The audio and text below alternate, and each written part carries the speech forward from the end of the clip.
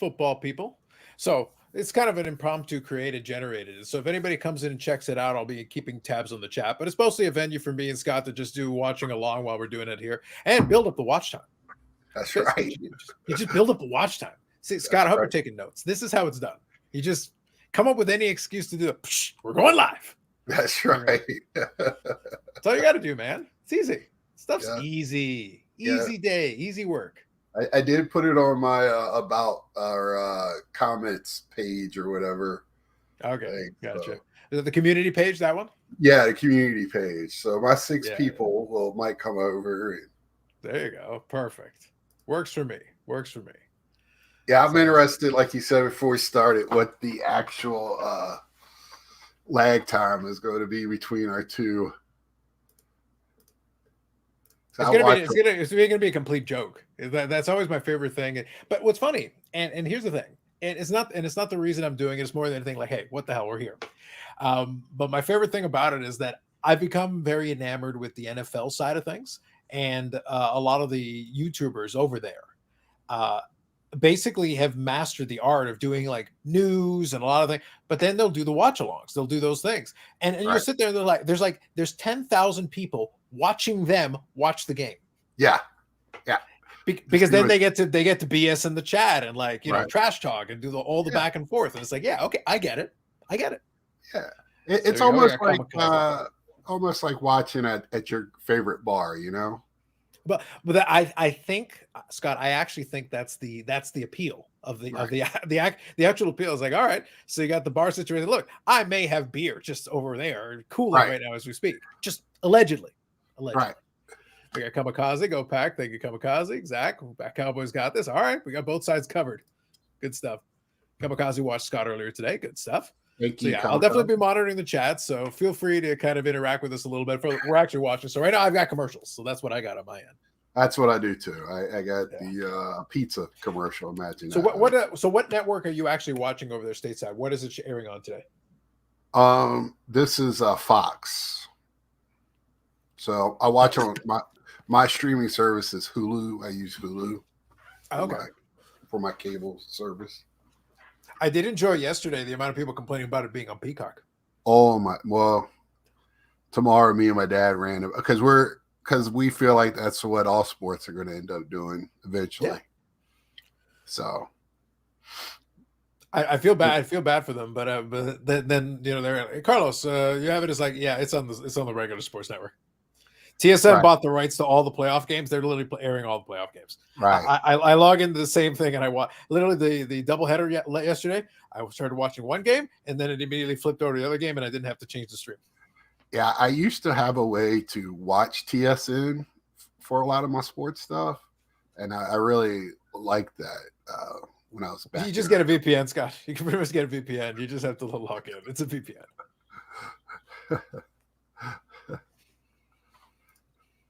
Weather. So they moved it to Monday because I actually saw this. So I actually saw the Instagram page of the Bills because the social media actually went and did it and showed it, and you could see all the snow and everything in the wind. That part I get, but it actually looked like on the field that there was like moving water. It looked like there were waves, and I was like, "What the hell is going on over there?" You couldn't really see where the seats were. I was like, "Oh my goodness!" And they were asking people, anybody could shovel snow. Like they're going to pay them $20 to come an hour to come shovel. Plus food, plus snacks. Yeah. Don't downplay the snacks. I was like, my gosh. But here's, you know, I know they couldn't play because of weather, but everybody was talking about the Chiefs moving their game because of the weather. But, you know, they couldn't move it. It was already on Peacock. Yeah. Peacock had it. I think I can show you that real quick. Yeah. So there's from their Instagram. Now look, those are waves. Those are waves. That's at the field. It's like that's the reason why. There was going to be no snow clearer to help for field goal for that game. Yeah. So your problem is twofold. Realistically, your problem is twofold. Those would not be great conditions. You wouldn't be able to make out a broadcast even if you wanted to. And commuting to the stadium would be treacherous. Yeah. Like I've been around Western. I don't know if you've ever had the pleasure. I've been to the Buffalo Stadium when it was still Ralph Wilson Stadium. there's not much going on around there. So it's like, so it can be treacherous to get over Right. there. If the conditions are like that, I'm sorry, you're not leaving the house. Why would you? Well, Please that get out of was here. part of the fear for the Chiefs game was people coming to the game. Yeah, and the liability would be off the chart. There's no way you're not even going to try. Yeah, You're not asking anybody to go out there to see that. right. Good evening, Stuke. Yeah, I should say good afternoon. See, I'm too used to the evenings. I'm too used to That's the right. evenings. That's my brain automatically goes there. Yeah. Hashtag beat Dallas. Love it, Stu. Yep. So now we've answered that one. Pack have won 5 straight in Dallas. Dallas is a big win Come on, streak Stu, at home. I So they root got for the Vikings. The Vikings gave us Super Bowls. Yeah. So now you get it, Kamikaze. Now you get it. Casey was just cold. Yeah. When it's just cold, I think you can do it. Cold is doable. And the problem is when you run into the conditions that I just showed on that screenshot. No visibility. It's cold. The wind is out of control. And like I said, you saw something like it literally looked like there were waves. Right. So like what kind of footing you think you can get on that field? What are you going to do about that? Well, I guess it was so cold. Like in yesterday's game, Mahomes' helmet cracked. Yes. Chunk of it. There are a ton of jokes. There are a ton of jokes about game used. That'd be the ultimate game used piece. Yeah. Put that on a card, man. That's a 1 of 1. Yep. That, and by the way, that's playoff used. You'd have photo matching. You'd have everything. That's right. I actually think that, by the way, that would be a really sweet relic for somebody. That'd actually be a really good one. You'd be able to go back to the video the exact moment the helmet got cracked. That'd be pretty good. All right. That's what I was worried about was y'all's running game. Well, they got to use one. It's a smart move. They have to adjust. Well, our defense it doesn't do well against the run, and y'all have a pretty good running back. So it's okay, Scott. Our defense isn't good against the run, the pass, or Madden. Well, our defense ain't good if you can do either. But if you stuff the run and you put them in a long. By the way, just out of curiosity, did you feed yourself any? Did you bone up on sports radio? You following podcasts? What were you doing in the lead up to get all your fill for this game? Yeah, I just read. I follow a couple of Cowboys things on social media. Okay, that's about all. What's that? Some blogs. Yeah, and that's about all I watch. I read. I get tired of sports radio and the know-it-alls. Sometimes the blowhards. I gave up on radio I gave up on radio first, and then I gave up on most television second. I stopped listening to a lot of it. I do like a couple of podcasts that I'll follow. Like there's one that they do daily podcasts, and I was like, yeah, that's enough. Right. And they've got a rotating cast of hosts. It's not just the one person over and over again. So you get a couple of different angles. Everybody gets their crack at giving their takes and stuff. They'll talk about injury reports. They'll do one on that. They'll talk about their keys to victory and their predictions and all that. So you get to mix it up, but it's basically daily. So, and it's a pretty good deal to have plenty to talk about. Well, the scare was there was a illness in the quarterback room with our backup quarterback. I don't think he's there. Right. Okay. So our third string, which Trey Lance is our backup today, I think. From the last, all right. I haven't seen anything game time. Right. So here's a question for you. I know the Trey Lance thing was a very interesting situation when they picked him up and added him to the team. So what's your take on Dak this far into it? I laugh because on the Discord we've got a couple of Cowboys fans that'll debate this piece, and it's always been the thing like, is Dak the guy? Is he good enough? Like, but the thing is, he'll put up good stats. He's a good player. It's not that he's a bad player, but the question is like, okay, but is he the guy that you need? Will it work? Does it make sense? I like it. So far, this has been his best season so far. I would say so. I'd agree with that. Well, he led the league in touchdowns, so that's pretty good. Yeah, but the guy who's number 2 in touchdowns is also in this game. We really should have had beat the Eagles twice. But even his one really bad game was against 49ers. Mm-hmm. Right. We'll see what he does in the playoffs. That if he's going to be the guy or not, that'll be judged today. I think the problem with the Dallas Cowboys is that outside of Troy Aikman, that's been everybody. Right. It's like that, like outside Well, of Troy Aikman and those '90s teams, that it hasn't been anything in the playoffs since about '96.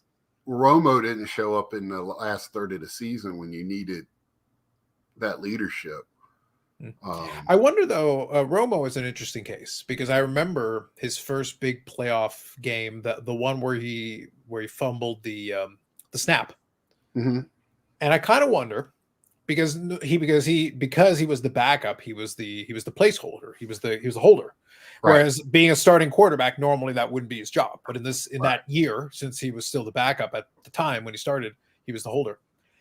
I wonder if it was a Buffalo Bill situation with him. And what I mean by that is, I wonder if it's the one bad circumstance kind of got them off on the wrong foot and psychologically they never recovered from it.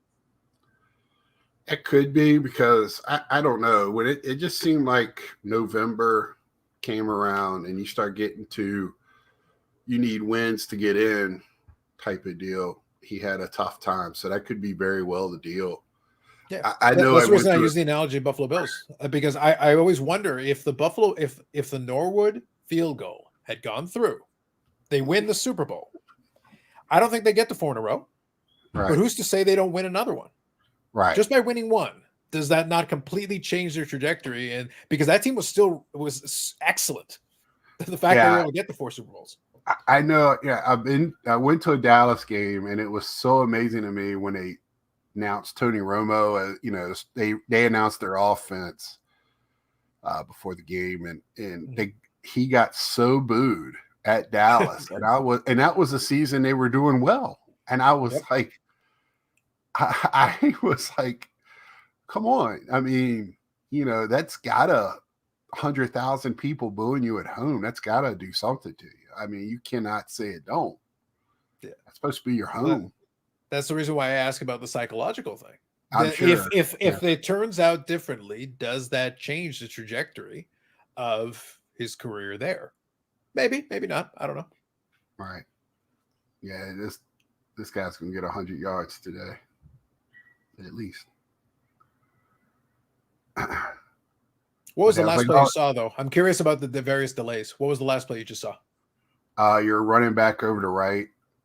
Okay. So I'm not sure. Let's see. I got 9:06 on the clock right now. I just saw it past the Musgrave. Oh, okay. I got 9:30. Ah, okay. So I'm ahead of you. So I won't spoil it for you. That's okay. Oh my God, the aliens! That's why I was joking about the delay. You can have a chance. a buddy of ours, for some reason, his feed is like 2 minutes ahead of everybody else, and it's like it might as well be in another day. It's like, all right, tell us the final score of the night game. That's the way Mike O is. Mike O, we always say he's sitting in the future somewhere watching games. That's why I was wondering. It's like, let me know in advance. Let me know how the night game went. I'll go place a wager. I still got time. Bob Jackson, good afternoon. Did I get a chance? I didn't get a chance to watch Hard to Kill. I think you went to that one, you said. So hopefully it went well. From what I hear, though, I hear good things. I saw clips and I heard a little bit of the news of the happenings. Our good buddy, the former Dolph Ziggler, was there. I did see that. Dana Brooke was there, apparently, the women's division. But what were they calling Trinity, her? But they're gaining Dana. I don't remember. I saw it, but I was like, what the hell? So look, I don't care. She's timeless Tony Storm for TNA. That's what I'm seeing. That's my vision. That's what it looked like. That's exactly what. And excellent. Monet was there. She was in for Trinity. Listen, if my buddy friggin' Tony Khan doesn't get his head out of his ass, I might have to start watching more TNA. That's all I'm saying. Jeez. Well, I tell you what, that show, what I saw of it, even like the first, they made that stupid, that zombie guy fight. They made that a 3-on-3 with Rhino and PCO. That was PCO. Yeah, PCO, Rhino, and that was it. Thank you, Michael. The guy's last name something. Yeah, Mike's here. Was very good. I heard about that. Yeah. So was the Women's Ultimate X. Yes, and I think it was Zaya Brookside. I think was making her debut. So I'm only half joking. Like, here's the thing. I used to like TNA back in the day. Right. They had great wrestling. Yeah. This is why I was arguing with somebody who wasn't getting the idea in their head, because they're like, well, maybe TNA will pass. They were trying to make fun of AEW. They said TNA will pass AEW for number 2. It's like, there was a time period where TNA was number 2. Yes. They were. Yeah. And unfortunately, their ownership torpedoed them. Dixie Carter was very dumb and took like the talent on that roster was absurd. I'm sure you're about to see something now. The talent was absurd on that roster. But they had Kurt Angle while he's still had gas in the tank. And Kurt Angle was so good. They had Sting while he still had gas in the tank. And he was still very good. Right. And Samoa Joe, they had him in his prime. They had AJ Styles in his prime. They had all the like talent flowing out of every corner. And you're sitting there. Now, Aces and Nines, I thought the Aces and Nines angle was pretty darn good. I mean, for their the time period, or Aces, eights, whatever. Yeah.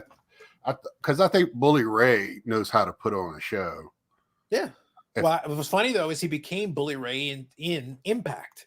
Because, but the thing is, so like he got to explore the singles because he was always a tag team guy. He actually got to be a main event guy, and it worked. But that tells you, and that was after their apex, though.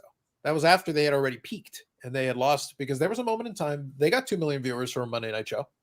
Yeah. But the problem is then, Dixie Carter brought in Eric Bischoff, brought in Vince Russo, brought in Hulk Hogan, and brought in Kevin Nash, and everybody and their brother got some input into it. She lost her TV deal. When she lost the Spike TV deal, people don't get it. The TV deal is the most important thing. Tony Khan can make 1,000 mistakes in a row. Right. But if he gets a renewal on his TV deal and makes a decent amount of TVs to the point that he's profitable, he buys himself another 5 years to right the ship. It's huge. Getting the TV deal is the number one thing. Yes, Jake something. That's right. Jake something. Yeah, that dude. I've watched him, Jake something, a few times. He seems pretty good. You ought to push him some in there. New face. Yeah, but now that they're doing the rebranding and going back to TNA, I might have to start watching again. Might have to catch it. Brian Myers is so good, but stuck forever in the mid card. Probably the smoothest wrestler of the night. He is the most professional wrestler. That's right, Stu. Jody Threat was a stand on the Ultimate X Max. She's really good. She's really good. I got a chance to see her a little bit. She actually wrestled in the card that they did in Toronto. So I got a chance to see her. She's very good. Very good. They did 4 title changes. Seemed like a reset for them. They definitely have. They're 100% resetting. And by the way, good on them. The only problem, like I said, the only problem TNA has is that when they lost out on the look, I'll put it this way. TNA, for all the mistakes it made, they've righted the ship on a lot of things. Their women's division is excellent. They actually have some nice storylines. They've got some great ideas. They've still got talent. Mm-hmm. Still got some talent. Nick Nemeth is really good. The former Dolph Ziggler Nick Nemeth, he is excellent in the ring. Like he's very good. And they know how to use these people and actually get something out of them, which is great. But TNA's number one thing, and I don't know what's going to fix it. I don't know if they can. If somebody got bumped in the head tomorrow and they found their way onto an actual television network that people can find, that would immediately change their fortunes overnight. Like it would. Right. Somebody would be like, what the hell is this? And they go, dude, give it a chance. But put it on a network people can find and be like, dude, give it a chance. And all of a sudden be like, oh, this is actually a pretty decent show. And they could build from there. Right. It's sort of what, Axis TV? Yeah, that's the problem. Like they're in these rando. Look, if I want to watch the weekly show, I could literally hit the join button on their YouTube channel and watch it. So it's not like it's not possible to watch it, but I'm sitting there like, that's not the best way to go about it. But I understand. I can't blame them. They don't have real TV, so you got to do what you got to do, right? They were on Twitch for the longest time too. You could watch them on Twitch. Right. Yeah. I was for a little while, and then they got in trouble on Twitch. I'll be popping one open in a couple of minutes. Average Joe Car Collector. We're getting started, but I will be cracking one open. I am drinking crazy water. That's what I drink. I get crazy. You're a wild man. You're a wild man. I haven't had a drink in some time now. Jody Thread and Danny Luna had some cool, strong spots. Yeah. Like I said, I'll be Bob. I'm not joking. Like I might find some time on my calendar. Although against my better judgment, since the NFL package is done for the year, I did put on TSN Plus just so I can watch Rampage and Collision a little bit. But I may have to put TNA in the rotation, especially since I'm now running a wrestling YouTube channel. That's right. I need some stuff to talk about. So if Tony Khan's not getting me storylines, I might need to go to TNA and get some storylines from over there. Can you watch TNA as well on that Fight app? I can, yeah, but I'd have to pay extra for it. I have to look at what the difference in cost is, because here's the thing: I was paying $30 a month for DAZN so I could watch the NFL game, so I could watch the full Right. package. But that's suspended now for the rest of the season until next year. Right. All the playoff games I've got on my regular cable package. So I was able to turn that off. So $30 a month I just saved. TSN Plus is $8. So I've got room in the budget to be able to maybe grab one of the other ones to check out TNA. So I probably still can. It'll actually come out cheaper. So I'm cool with that. Tagman, which is my style, seemed like a total cluster, but I get why people like this so much. Good. Now here's my question: how was the crowd?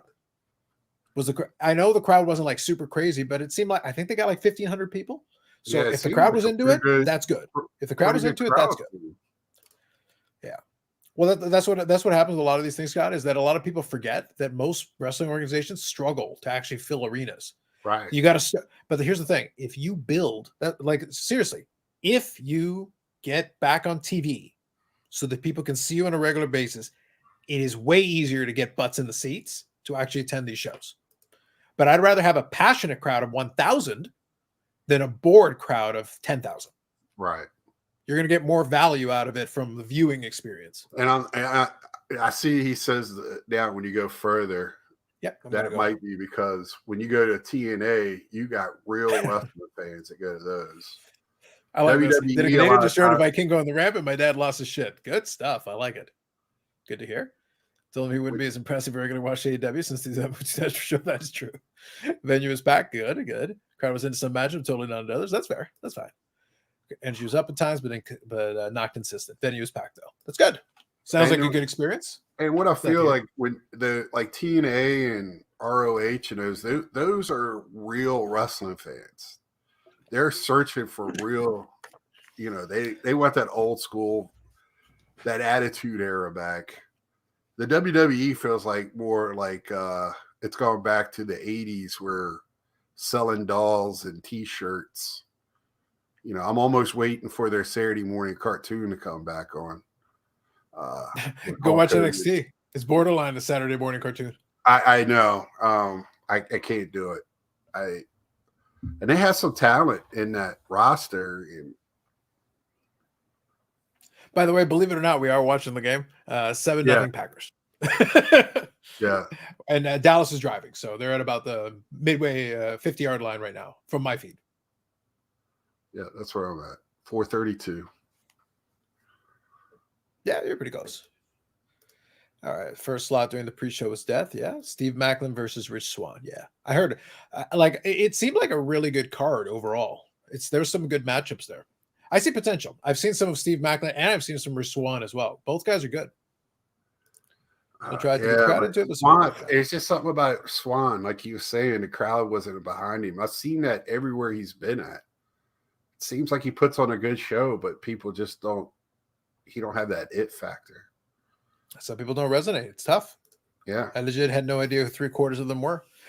And that can be okay. I think what's the problem is it's the chicken or the egg thing. A lot of people talk about, you gotta have star power. But the thing is everybody starts off as a nobody.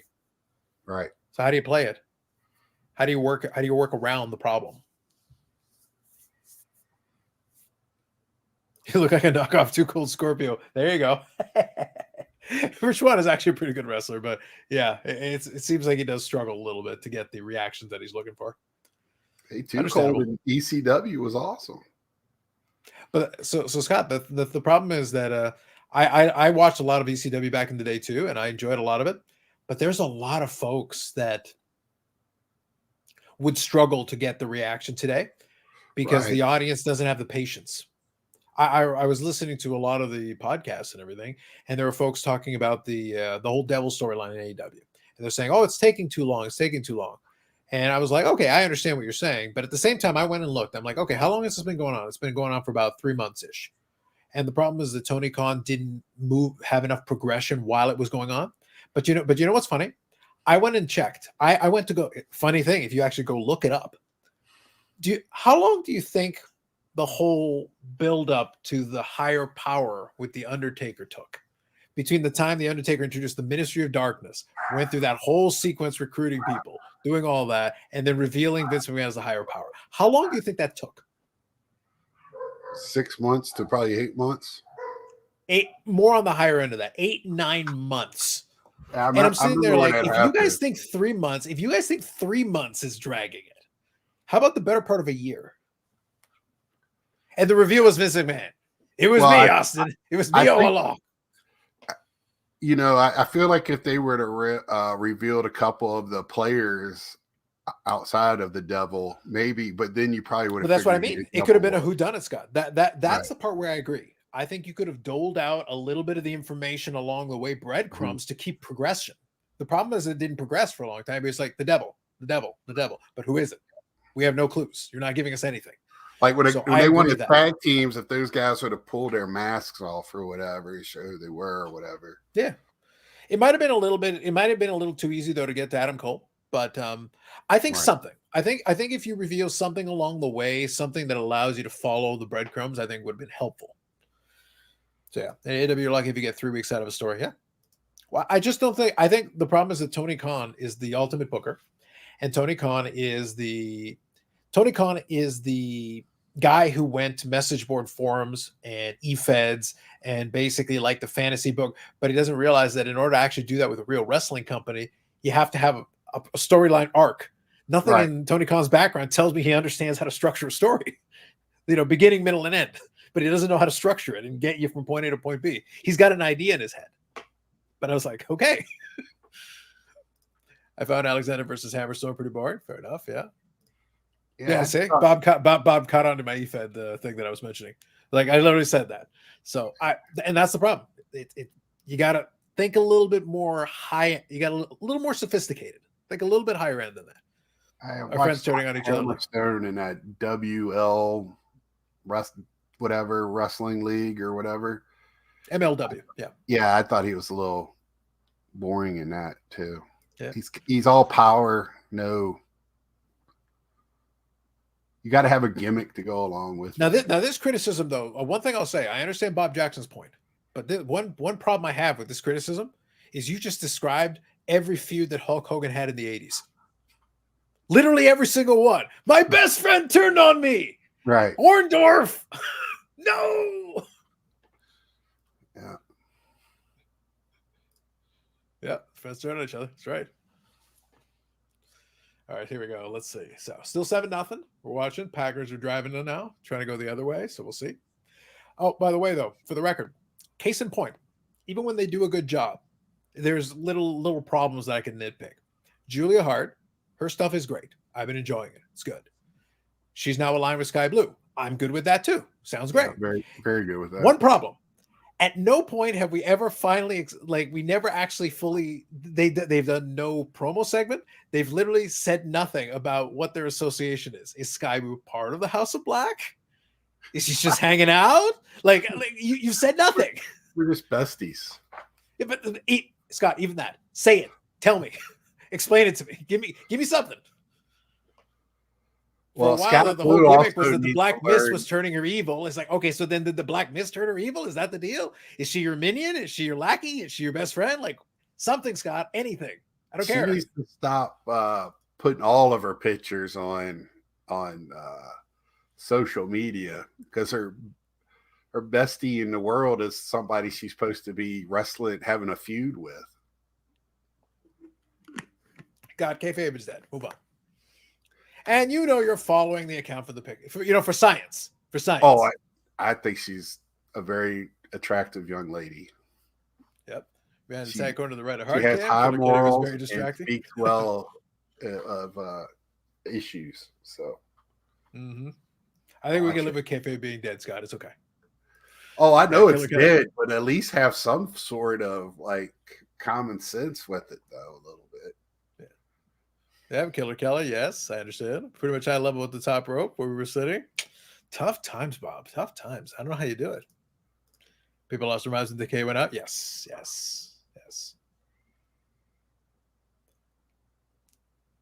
That's funny. Speaking of TNA, Rosemary, I think, is officially a lifer there. I don't think she's ever going anywhere else. She's already done too much there. She's built too much equity with that crowd.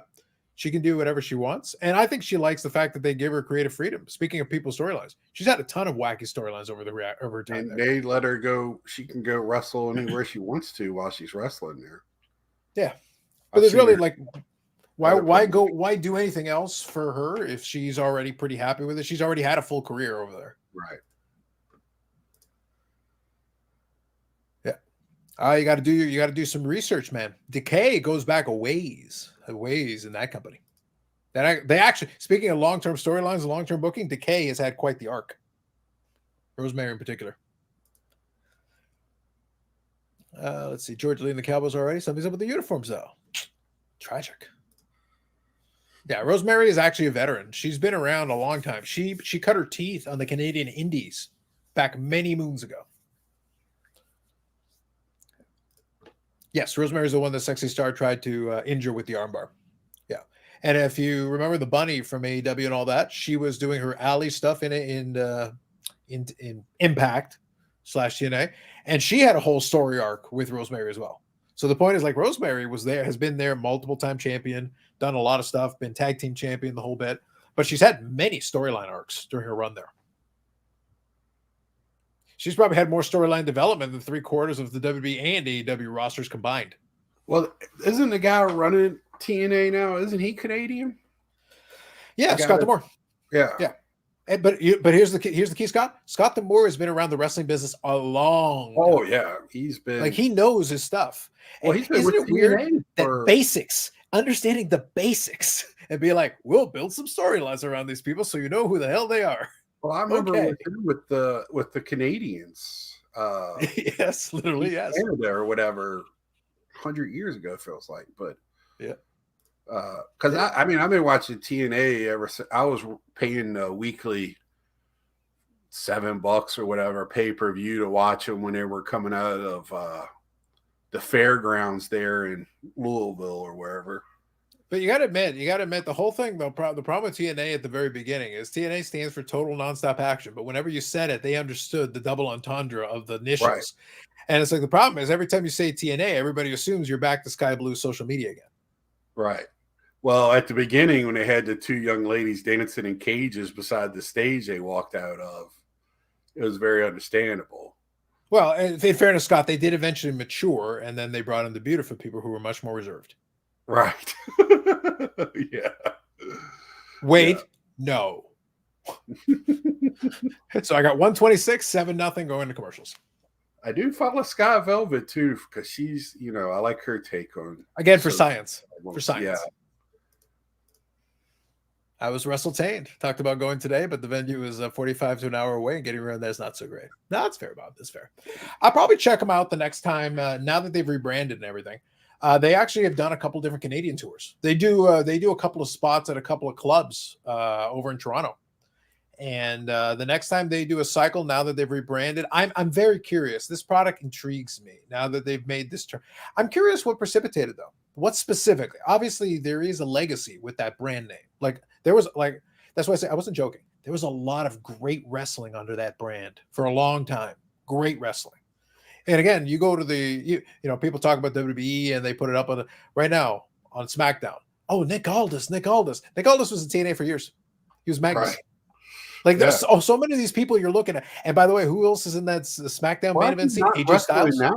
Well, is he hurt? Like, it badly? My understanding is that, from what I hear, is that they're trying to, because they understand the WWE audience are idiots and they don't know who the hell he is. So rather than just try to bring him in cold, the fact that he can talk, they say, okay, we'll bring him in as an authority figure. And more than likely, this storyline will lead into something becoming physical.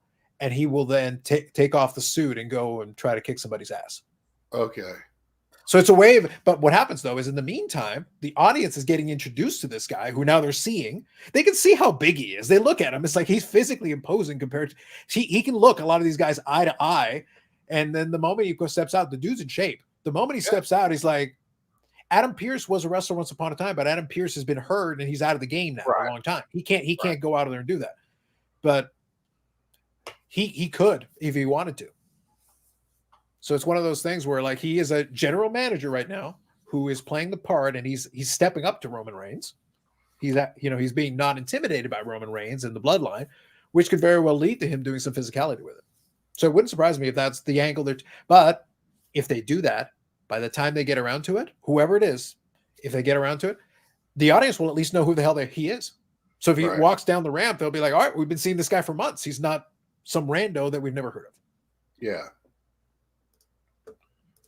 Yeah, because he looks like he could still go. When I saw him out He was there, wrestling just a couple months ago. yeah,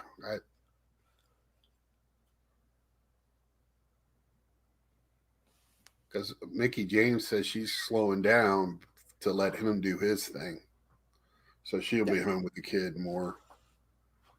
Well, she's also taken up, I think, a leadership role with Ohio Valley. Oh, is she? I've been watching like, some of them. That's been interesting. They have a documentary, I think, right? This is the one that Al Snow runs now. Yeah, they have a documentary, but I haven't seen that. It's on Netflix. I don't have Netflix.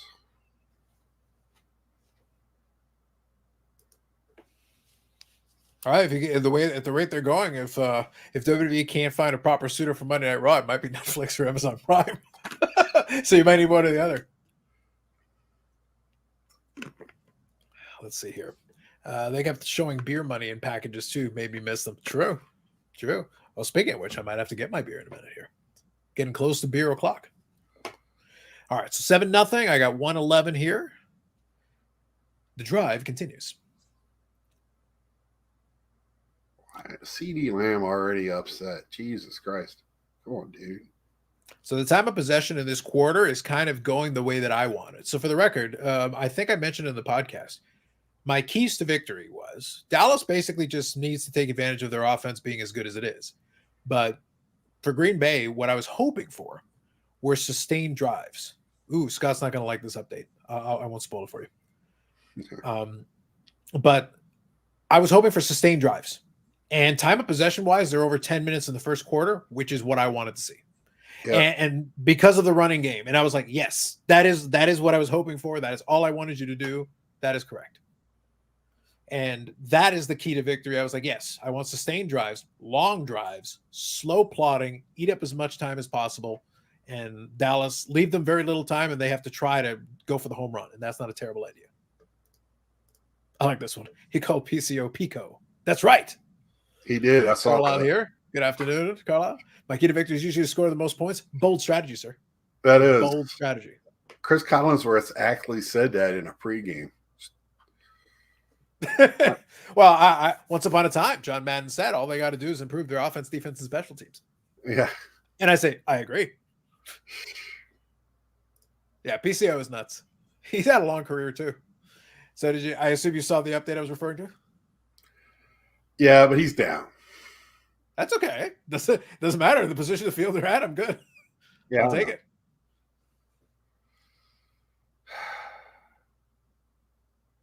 Besides, it also plays into my clock management idea. Take it to the second quarter. Let's go. Yeah. Yeah. My key to victory was literally minimize possessions. I don't want a lot of possessions. I'm not interested in the shootout.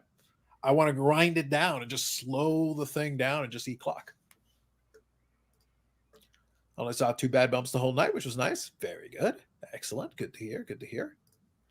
Yeah. I think long run, I will say this. I think too, I like what TNA is doing. It's a shame they burned their bridge with the TV thing once. If somehow they could get back over to Spike TV and get back in their good graces, it wouldn't be a terrible idea to try to get back on that network. Like some kind of hey, give us a chance, on a small trial basis. And if we don't disappoint you, then bring us back on. Yeah, and you would think with the guy that's running it, that gives them a little bit of respect. But it helps. It helps now that, like I said, Dixie Carter took a company that could have been a real one. It could have been a real one in that space with the talent they had. They could have been better. Eric here says, when did Patriots come on today? Q5.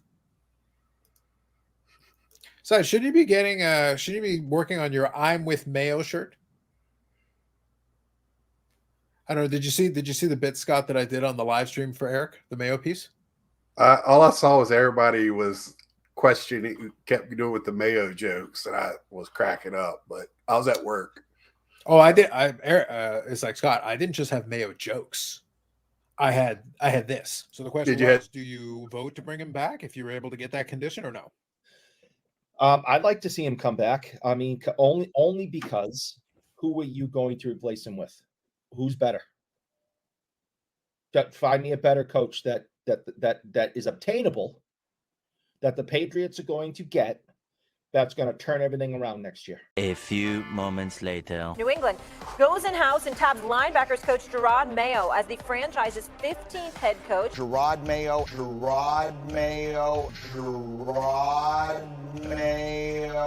Mayo.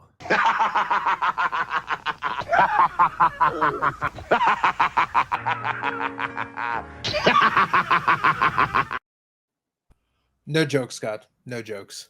I didn't miss that. That must have been before I started watching.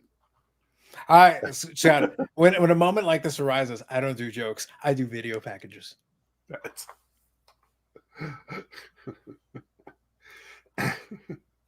Moose drops out of like Alex Shelley got hit in the chest with the baseball bat. Moose is jacked. That dude's huge. It's ridiculous.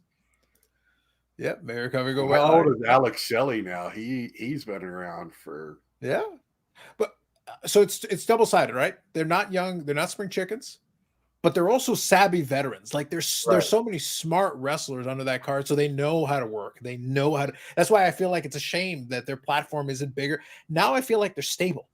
They've got some smart people, and you know who basically runs the women's division? Gail Kim. Right. And she was great. And she's very good at doing this. And that division is they're doing fine. Gail Kim there, they must have a hell of a food line there with her chef husband there cooking or something. Cowboys are trending to hire Belichick. maybe by the end of the game. Saban's hair is a noticeable great change to it now. Fair enough. Yeah. It was worth a repeat. We were on commercial break here, so I figured it was the right time to play the video package. Yeah, I'm about done with this game. I'm a little not happy right now. I'm interested with this UFL merger thing. Oh yes, the if they the got Rock venture. better. I'll check it out. Listen, I'm into the generic secondary football. My thing though, my idea, I think the UFL with the Rock's connections and all that, if those guys can officially become the minor leagues of football for the NFL, right? Where if a player needs a rehab assignment, you can send him to do a little work with the UFL, or if they need some seasoning, they can draft somebody and be like, go to the UFL, work on your game, and we'll bring you up to the big club. It might be like, oh, but you're making the money. Yeah, but it's sustainable. That keeps them alive. That pretty much guarantees them a place at the table forever. I've said that before. The NFL, to me, should be helping this league. Yes. So you have somewhere to go get play. Look how many teams are depleted. You Yes. need somewhere to have guys that have been playing. Yeah. And imagine for the guys who think they still have a shot and they're just outside of the league and they need game tape, they need game film. Right. This should be like their destination. They should be headed straight for this place. Yeah. I mean, because CFL is not exactly the same thing. So no, but you can, if you're a great player in the CFL, you will get enough tape, especially now. You'll get enough tape. So there'll be an update for Scott in a minute. There's enough tape in the CFL that you can get back to the NFL and be successful. The formula has been proven. Doug Flutie got back to the NFL dominating the CFL. Garcia. Yeah, Jeff Garcia. Looks, geez, Bob is on the same wavelength as me. I was literally about to say Garcia. That's right. So, and Garcia was a starter in the NFL after. So it's not like you can't, it's not like, oh my God, you go to the CFL, you'll never make the NFL again if you're not good. No, if you're good, they'll find you because now the tape is out there. Right. ESPN Plus is airing the damn games, so they've got the tape. They can find you. It's becoming too profitable to remain a college football player. The NIL thing, I think, has helped for a lot, but you're talking about the young prospects who are going to get those good NIL deals. If you do not get the good NIL deals, then a UFL can become viable. Or if you're outside of your eligibility for college, you're too old for college and you don't have eligibility left, NIL isn't going to help you. That's not. So there's your UFL. What if you're like 26, 27? You used up your eligibility, but you still think you can play a little football? Well, there's still an outside chance you can get back in the league if you manage to do that. We'll see. Jeff Garcia gets no respect. Yeah, did not get the respect. Unless the NFL embraces it, I don't see how it'll ever last. I think that's going to be the key. I think The Rock, though, has a lot of connections. If he can make some calls and they can get on the same page, the NFL would benefit from this too. Like there are players who are not quite ready for prime time, but they can see the raw talent. I would want them to go to a place like that and get some seasoning. Thanks, Mike. If you leave it up to Scott, he might make a phone call at halftime if things don't go the way he likes. I'm not a McCarthy fan. I don't think Belichick's coming Scott, there either. I'm a Green Bay Packer fan. I'm not a McCarthy fan. I don't think Belichick's going to come there for one reason. He's too big. Jerry Jones don't want him there. Jerry Jones don't want nobody there that's bigger than him. I'm sorry. I think if you're Belichick and you're going to take one more kick at the can, what you're looking for is two things. You're looking for, and by the way, if you're the other team on the other end of it, you got to have some restrictions on it. I don't care how hard he asks. I'm not letting Bill Belichick be GM. However, if you're might be better than our GM we got now. Yeah, but I'll say this is I think if you allow Bill Belichick to coach and you give him input into personnel so that he's happy that he's at least getting some input, but he's going to look for somebody who has a quarterback. Because if he can coach up the defense, I'm sure and you give him somebody, a good offensive coordinator, they're fine. He's perfectly capable of coaching up defense. He'll get your defense up to snuff, but let him focus on the part he's good at. Let him coach up defense. That's what he can do. I actually love college more than the NFL. I just can't see anything that's going to make the UFL, XFL appealing. I like some spring football. I don't mind it. You don't need it to sell out. You know what I'm saying? You know, the old USFL didn't sell out. USFL worked very well because they worked within their parameters. The USFL collapsed because of one reason. One owner came in and got greedy and took on the NFL, and that collapsed the USFL. Well, I think also one thing that people are forgetting, and it plays into the wrestling conversation we were having a couple minutes ago. The football thing is the exact same thing. Television and television rights fees. If you have those two things, because again, UFL is playing spring football. It's not competing with the NFL. Right. So if the NFL embraces it and says, okay, we'll work with you on this, we'll get something out of it, but we'll help you.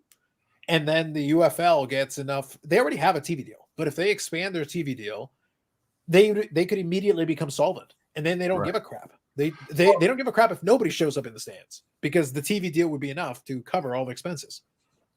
Dwayne Johnson, last year he came out and said, I don't want to create a league that competes with the NFL. I want to compete a league that players go to the NFL. Sure. And he's done that. I mean, several of the players have gone to out of both leagues now. I mean, Dallas's great kicker was in the USFL. Yeah. So that's the sustainable pitch. That's the thing. It's like, that's all you need to do. If the NFL will work with you, again, you don't need to be your best friend. They don't need to buy your league. They just need to work with you and be willing to work with you. And that's enough. That means players will come. That means you'll be able to get people that fit. And you can have some places that'll have some fans. That's enough. Get a decent TV deal. All the rest takes care of itself. You take your practice players and go, hey, we're going to put them on this team with you. Let your practice players go over there, play, get some actual games under their belt. I think that's the win-win-win. That's the angle that I would take on it. Eric here says Dallas Stadium's not big enough for those two egos. Yeah, Belichick and Jerry Jones. No. Carlisle is helping to keep us up to date. Dallas is tied in timeout so far. True. They're keeping pace. Yeah. Thanks, Carlisle. He's a helpful guy, that Carlisle. I don't know if you saw the package. I like the cut of his jib. He sent me a great package last week, 2 weeks ago. It was players running away from New York. Yeah. Or teams that ran away from New York. That one. A player that played for a team that left New York. A player that went to the Hall of Fame and chose another hat. And what was the third one? It was the New York Giants that went to San Francisco. Yeah, Christy Matthews. Yeah, I got it sitting right here. I thought it made me so laugh. I thought it was great. It was appropriate. Yeah, the Mets scoring 10 runs and still losing to the Braves. Yeah. Yeah. Zach says it's not only ego. Bill has had so much success the past 20 years. Why would listen to anything Jerry Jones has said? It's true. Well, that's what happened with Jerry Jones and Jimmy Johnson. That's it. Both guys wanted to take credit for it. Now, Jerry Jones. Now, Jerry Jones doesn't deserve 0% credit, but he's very small. Like it's single digit percentages. Jimmy Johnson was the guy who's put the pieces in place, put the pieces together, and made sure that worked to the point that it Barry Switzer who took over, Came in but he's got afterwards. to take over a Super Bowl ready team, and he got to show up and just drive the bus. And then he got exiled when he got to because after that group ran its course, all right, you've had like 30 years to try to rebuild it. You haven't been able to, and you spend more money than God. That clearly isn't the answer. That's why, you know, Garrett was there for so long, because he didn't want any of the limelight. He just wanted to coach. So I just assumed he was there because he didn't want to fill us with all his great knowledge and wisdom.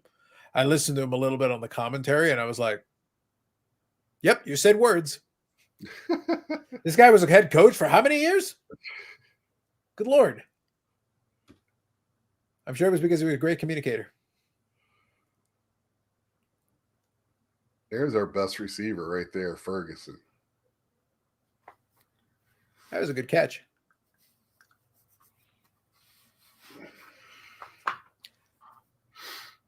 So far, most of the plan, my key to victory is working out well. Dallas is starting to drive a little bit, but it is 14-0 in the second quarter. Carlisle's key to victory is you have more points than Dallas, so it's working. It's working out well so far. Ooh. That's why I set up the overlay like this, Scott. I got the watchful eye of Brett Favre up in the corner. Yeah, I see. I got the. I'm on the Monday show, Tuesday show, whatever layout. No, this one. That we normally don't have the marbleized background, Scott. Okay. Notice the darkened background, and the glaring eyes of Favre are slightly larger than normal. Okay. He is gazing down upon us all, and a little side eye. Well, your boys are looking good. I'm patient. I can wait. I let it play out. But good start. I'll say good start. I'll give it that for sure. So by the way, I know that for tonight's live stream, you've got your is the collecting. You know what's funny? Since you brought up that topic, since last night, I've sold probably about 5 or 6 cards from my box opening adventures, and sure. I'm at about 75% paid off my case. Yeah, that's awesome. I mean, that's kind of what I'm, talking about. I know like that's why I brought it up. When I'm younger, when I was younger, I feel like you could keep it all. You didn't have to. But we didn't buy cases. It was like I said in there. I don't know about up there, but I can't go into a store anymore and buy just a pack of cards. So I think you could, but honestly, it wouldn't be worth it. The math would be so because any shop at this point. Now again, people searching packs and all that. Forget all that. Even if you forget all that, to make it worth the shop's trouble, they would charge you a premium on the pack. So you're paying so much more per pack that it's like you lose. That's what I'm saying. You got to go to a card shop to buy a pack. Yeah. You go to, everybody's like, oh, it's over. If it's in every gas station, it's over. Really, you complain that it's overdone no matter what. So if it's in every corner store, who cares? But, I haven't seen a pack in 2 years, just a pack of cards. And that's not a bad thing, but it's changed. And when y'all were talking, when I was watching y'all, it kind of hit me like, even the hockey, even Upper Deck is kind of gone that way now. And yeah, the math doesn't make sense anymore for anybody. But I'll be honest with you, it's not even fun to open for entertainment value. That's what I look for. So I think that's fair. I think it also depends, and I'll just present it a different way or a different perspective on it. And we can always talk about it more tonight. But yeah, I'll add this. I've never been a big building sets guy. I'll do Right. some. There's some very specific so that means I wasn't really opening packs really for the collection per se. I'd open it because I actually enjoyed the gambling aspect of it. I liked it. I actually opened more packs once we started having ratios and chases. Like, because before that, it was you'd open up and you'd be opening up packs to get the base cards so that you could build your set. Well, if I'm not building a set, then it doesn't make any damn sense for me to open up packs because Right. I'm not interested in doing that. I'm only interested. I was a singles collector very early on in my collecting development. Very early on, I was like, even a couple of years in, I was already starting to collect Medano and a couple of the players that I'm collecting. So does it make sense? Is it efficient for me to open packs to try to pull a Medano? Or does it make more sense for me to let you guys do that and then I'll grab the singles off you? Yeah. But for me, I've always liked opening packs. That was the joy of I collecting. like that as well, but that's why I say it was more interesting to me when there was the Right. possibility of maybe pulling something else. I'd open a couple of packs, taking a shot, just to try the new product out, just to see it. But that would be it. I'd open a couple of packs just to try it out, and maybe I get lucky, maybe I don't. And then I'd move on to the next product, grab a couple of packs, next product, couple of packs. It'd be a sampler, just a couple of packs here and there. Today, I basically don't open anything unless it's a situation that's advantageous or in volume. It happens at the card shop. I like the AEW product, but the card shop can't sell it. So they can give it to me at an excellent price. At the price that I'm getting it so subsidized that I opened 20 boxes of Allure, Scott. 20 hobby boxes. I'm shocked at. So I went on looking at prices, and prices are coming down on a lot of stuff once it sits there for a little while. It's not Absolutely. not everything is going up right now. Me too, like it Stu. was. Me too. What? Oh yeah, I saw that, Stu. Thanks. And I am noticing, like, because a box is 2 years old, it doesn't automatically double in price. Yes, It's starting to come to reality again. for sure. But I don't There's an element of understand the whole. I remember when boxes were sold because this was the price of making it, selling it, making money off of it. Went to a distributor, they made a little money off of it, and you either bought it from the distributor or the hobby shop or whatever, and you still got it at a reasonable price. Now, if somebody's trying to sell it for the price of the highest card that you could possibly pull out of the darn thing, and it just doesn't make sense to me. Well, it's a chicken or the egg situation. So I'll share this with you now, and you can stew on it a little bit, and we can circle back around it later on.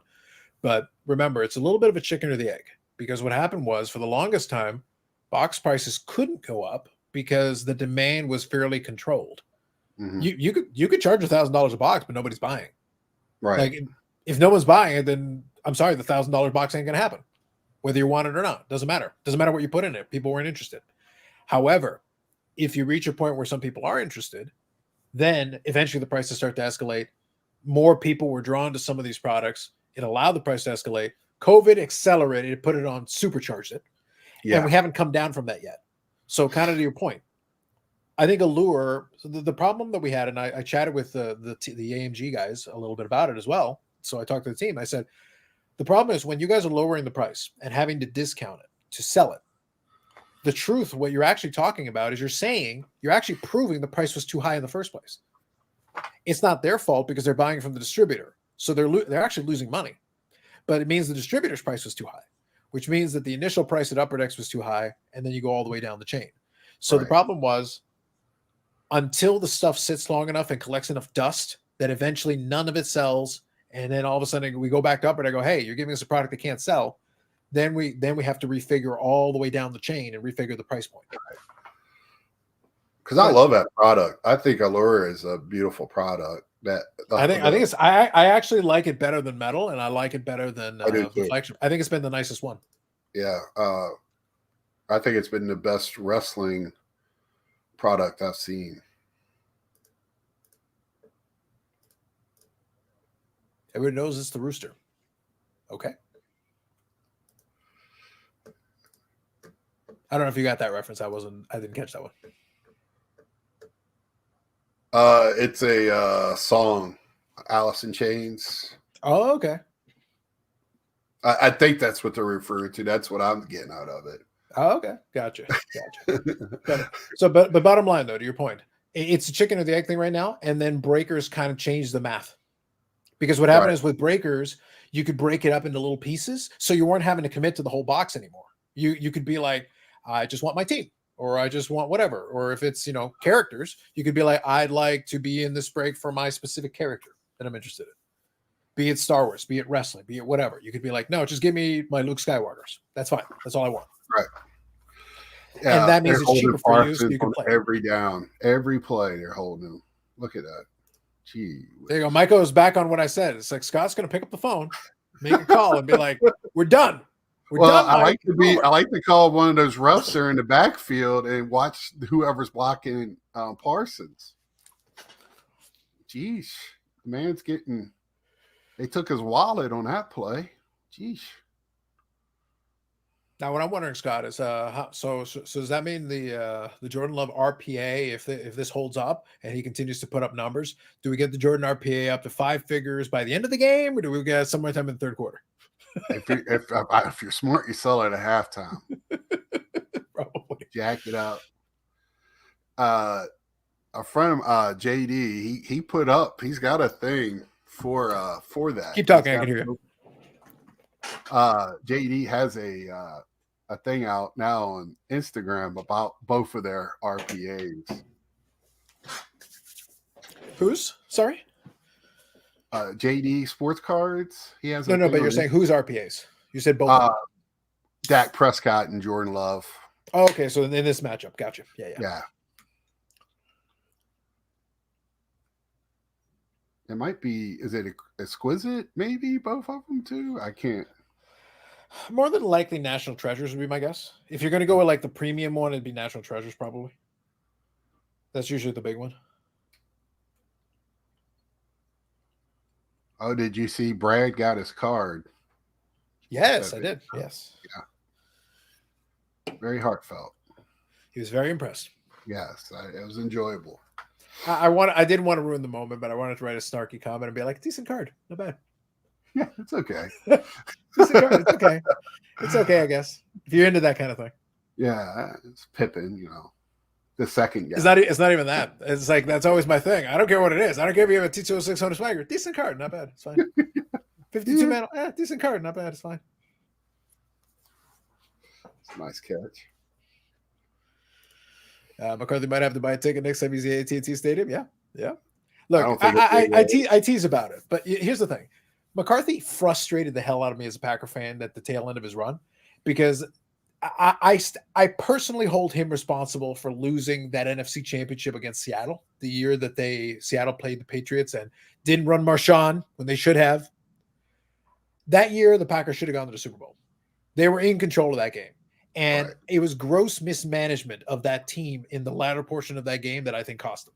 And it was just one dumb decision at a critical moment. It's not that he was a bad coach per se. It's just he would make the wrong decision at a critical moment.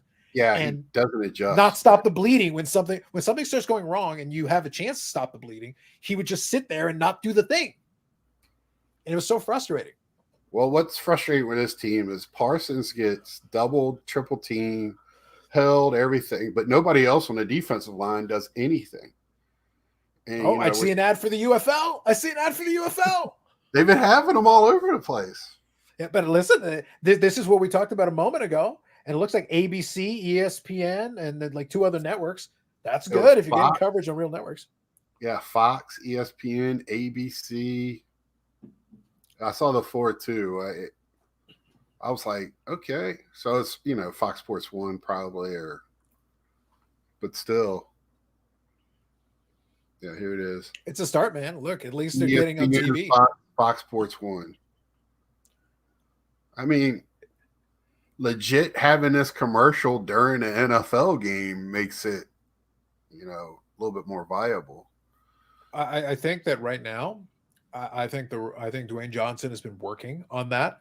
And also, he's tried to make friends with the networks. You're not going to like the next update. Making friends with the networks. And that's good for them because, if you make friends with them, he has a lot of goodwill with a lot of these places.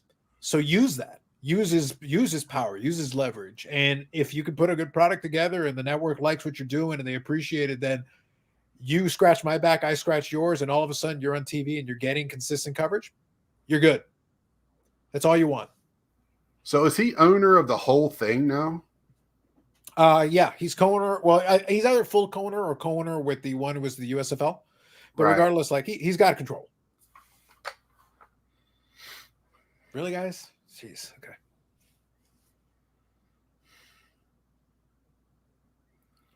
I mean, any defense can play well when the other team has to throw on every down. And that's where Dallas is at right now. Yep. Loves playing well. Can't complain. I've said it all season. I really liked him all year. Doink. Woo. That was the part that I was getting. That was the part, Scott, that I was annoyed by. The pass I was great with. The pass was wonderful. I enjoyed that part. But I was like, guys, the extra point. Come on. It's the little things. But yeah. So I never forgave McCarthy for that one. Scott, that was I remember that. That NFC Championship game. That one. That was the last time I ever got that mad about a game. And it's not a joke. I was bashing my head against my own coffee table. I was so angry at the stupidity that it wasn't that they lost. It was how stupid it was. And it was like this game, the guy could have gone home and they would have won. Just do nothing stupid. Just don't do anything. Things were going fine. Just finish the game. That was the one real opportunity they had to get back. They got to a bunch of NFC championships. They had a real one. Back towards the field. He's headed to the locker room to fire his coach. He's probably sprinting down, getting ready. Hold on, let me get my firing shoes on. Well, that's what the rumor is if he don't win today, he's gone. Yeah, so hey, I'm here. Does Dallas blow up some stuff on the team if they lose for next year's team? I think that Jerry Jones might start blowing stuff up before the game's over. Key play, I've said it before, they need one more guy on that defense that supports Parsons. Nobody steps up. They got some DBs, but up on that front seven, just doesn't happen.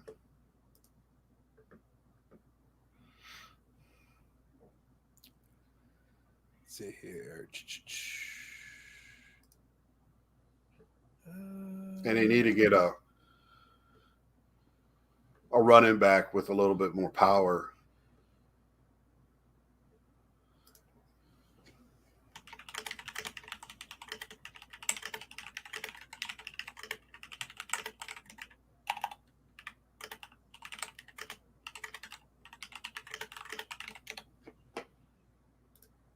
Just making sure I'm keeping up on the text messages. Folks sending messages during the game.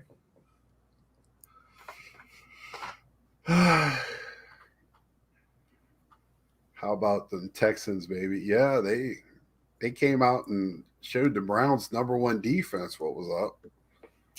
See, the thing is, obviously, I've got the Discord that I mentioned before, and we've got Dakota Sports Code Anonymous. He's the big Texans guy, and I had him in to talk about the beginning of his CJ Stroud shrine. See, in principle, I have no issue with this, but I can't have Dak not have nice things. So now I need something. I need like lightning to strike CJ Stroud. It's not even that I have a problem with the Texans. I really don't care one way or the other about the Texans. They're of no concern to me. However, I wanted a little more wacko for Flacco. This is very disappointing. I give me one more week. One more week. I was hoping to get one win to really build up the Flacco excitement, and just one more, Scott. Yeah. Just one more week would have been fine. Like the best thing is the backspin that happened on his back on a tackle. That was the most exciting thing for him yesterday. It was just a bad scene. Well, the funny thing is that I think that brings his playoff record to 10-7. Like he's actually been good in the playoffs. Yeah, it was a bad performance by everybody there. That defense, like there was one play that was broken up. CJ Stroud actually overthrew the pass. I don't remember what it was early in the game, but there was one that Stroud overthrew what would have been a clean touchdown, flat out touchdown. And I watched the replay, and the receiver ran in a straight line. There was no impediment from him in a straight line straight to the end zone with no one in the way. And he literally, it's not like he dodged, weaved, or moved on an angle. Like he ran virtually in a straight line, and it's just because he overthrew him that he didn't catch a touchdown. And I was like, bump the receiver, anything. Don't give him a straight line to run by himself. There's nobody with him. He would have caught it clean if it had just been in the right spot. It was bizarre. I couldn't get behind it. But yes, so there you go. So Joel, congrats. You get another week. You get another week of bonus football. We'll see how it goes. So what seed were them? They were third. I think the Texans won. They did win the division. So I think they would have been one of the higher seeds. I forget. And I think there was some discussion on what the next matchup would be, but I guess it just depends. Here you go. 4 seed. Yeah. Thank you, Joel. So they're going to have to play the Ravens, most likely. I think that's one of the scenarios that's possible, yeah. Going to be Baltimore, yep. Yeah. Well, don't listen. Bobbles doesn't want to hear your words right now. He's not taking anything for granted. Baltimore has to win first. I agree. I mean, you have 2 weeks off.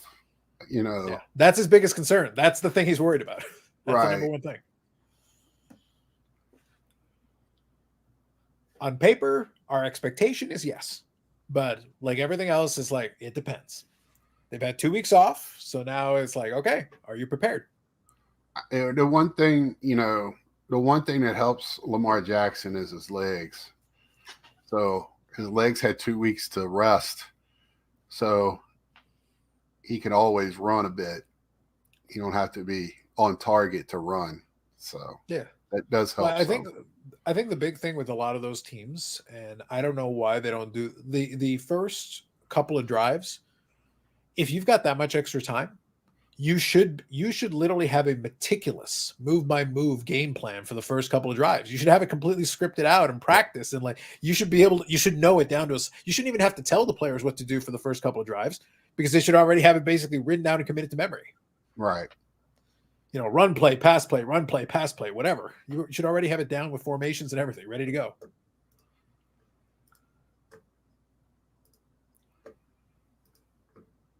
And we're getting hit with cold here on the East Coast, so I don't know if that'll be cold there next weekend or not.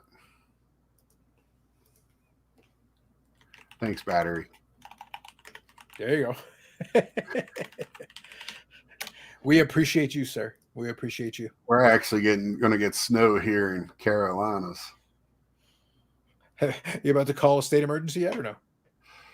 I don't think it's that bad yet. It happened this week with rain and flash flooding. School got shut down. Right. Let's see here. All right, looking good. I'm just seeing the breakdown of the two quarterbacks, a little graphic. Oh, Love's killing it. The only number I really care about right now is time of possession because that was the one that I wanted for the style of play that I want them to play. If they're controlling the time of possession, then I feel good about it. Right. Well, Dallas You're not going to like this next update. Now. You're not going to like this next update. Oh, great. Any idea what ComC lists non-rookies? Let's see here. Bob Jackson. ComC lists non-rookies as people's rookies, for example. So they have a team that tries to figure that out. Oftentimes, though, to be careful, though, is it actually listed as a rookie or is it saying rookie year? Is it RY? Because they'll list a lot of stuff as RY. RCs normally they're accurate. Usually they follow the correct stuff, but I guess it depends. You're saying the Jeff Garcia one, I'll have to look at it, but fair enough. I assume you saw it now? Yeah. I don't think that one's coming back. So the question you asked me earlier is no, Dak Prescott. Prescott is not the answer as being the guy. Not so much.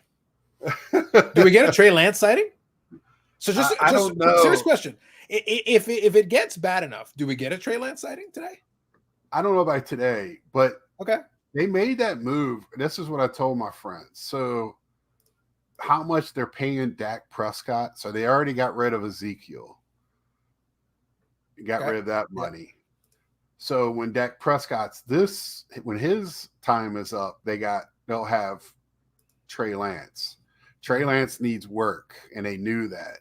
They only gave up a 5th round pick, but he has talent. So they're trying to see if they can lighten it in a bottle again. You know, Dak came out of nowhere, work with Trey Lance. Hopefully the same thing happens. That's my feeling, because Dak's going to want more money. Mm-hmm. But if he wins a Super Bowl, he'll be at Dallas forever. But after today, he's going to have to leave town until next year. I wonder if he takes McCarthy with him. Maybe they can get a twofer. Because Dallas fans are kind of fed up with this whole not being in the playoffs, not winning in the playoffs.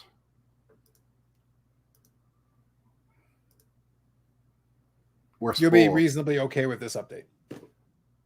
I won't overplay it, but you'll be reasonably. Still time for Green Bay to score. True.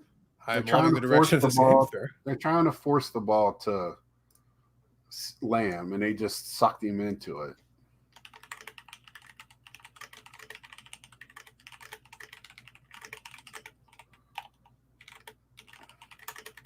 Well, they got a score before half. I think if they intend to actually keep it from full-fledged becoming a rout, yes, you definitely have to do something. I told everybody, Green Bay, for whatever reason, knows how to beat Dallas. And this Dallas team has a funny way of walking into a place thinking they're going to win just because they walk into a stadium.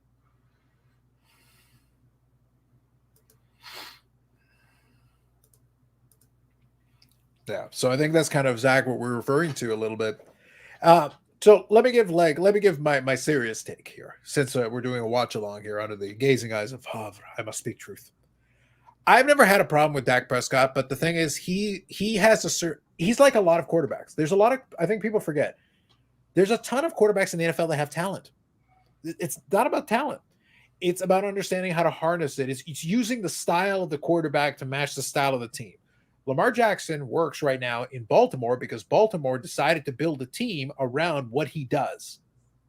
And that makes sense. I put Lamar Jackson in a bunch of other teams, it's a disaster. But in the design of a team they built around him right now, it makes sense. It works. The pieces work together. Dak Prescott has talent, but it's one of those things where I wouldn't want him to try to carry the load of needing to do all the things. If they don't do that, then you're in trouble. That's where you run into an issue. And Jerry Jones tries to build a team, and in the back of his mind, he wants Dak Prescott to be that leader that carries them. He might even be able to be a leader in terms of the team liking him. But it's about, I don't want him to have to try to be Superman. If he tries to do that, that's where bad things happen. He needs a great complementary squad that'll work with him so that he can make the intelligent play, not try to do too much. And that's probably what will help him in the long run. I just don't know if Jerry Jones knows how to do that. And Jerry Jones is the general manager. And the problem is the owner is also the general manager, who's also the owner. He is letting his son, who is the president of operations or player something. So he's got a lot more say. And you can tell on draft day, his son has done a lot more because they've made some better drafts here in the last 5 or 6 years. But, yeah, I think the whole Trey Lance thing is eventually – so I think Dak's contract was 5 years. So I think that whole thing was over that. And I think hopefully Jerry Jones has learned with some of these big contracts to stop doing that. I'm inclined to believe rule number one also applies to Jerry Jones. Well, that too. That's what I said. Hopefully, hopefully he has learned, because it's not the first he did the same thing with T.O. He did over the years. He gets bogged down. He falls in love with certain players, and there's nothing you can do.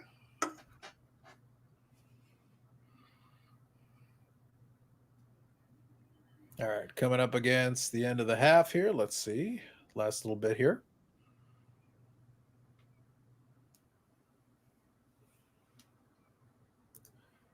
Jerry Jones is just Steinbrenner with a football. Well, Steinbrenner was at least able to win a couple. So Jerry Jones' early tenure was fine, but as soon as you ran out of the gas on that, that was the end of that. Well, one trade made Dallas. That was the Herschel Walker. Herschel Walker. Yeah. Yeah, Minnesota Vikings.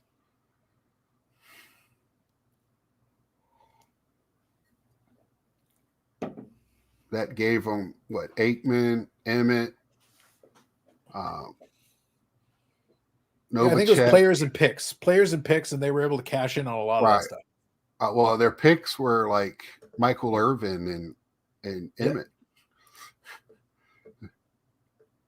the triplets. That was their picks from that. And there you go. Jerry Jones is the Vince McMahon of football. Huh. I kind of like that comp. I don't know which player has murdered his wife in building. He got him out of it, but It's the Dallas Cowboys, Scott. Like, don't. I'm talking about Jerry Jones era, not the Hank Stram era. With Hollywood Henderson and all. Scott, you keep this up, and I'll be like, it's like, really, Mika?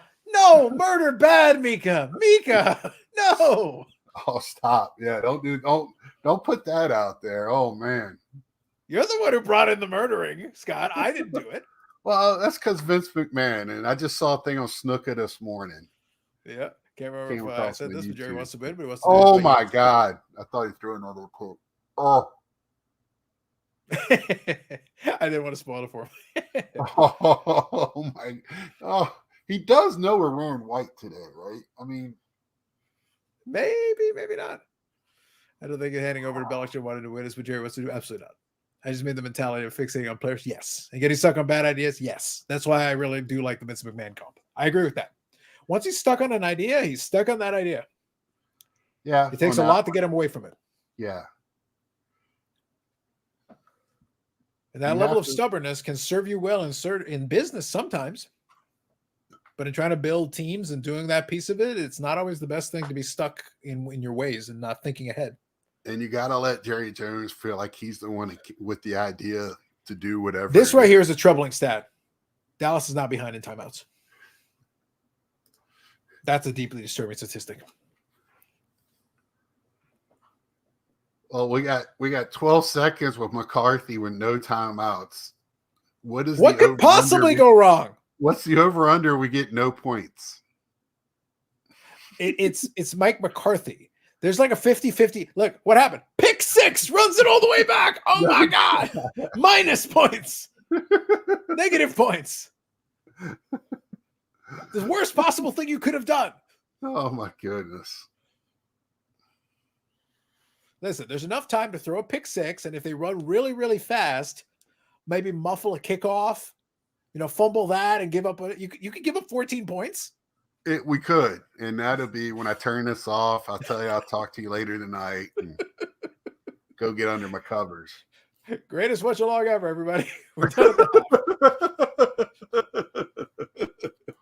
And call Wesker Griff and have a good rant with him. Yeah, that's exactly it. That's right. Oh. I might have to get him a standby for the bullpen. He can start ranting about the Eagles. He's got extra time to work on his rant now. Well, AJ Brown, they just said he's not playing tomorrow night. He's out. Oh my gosh.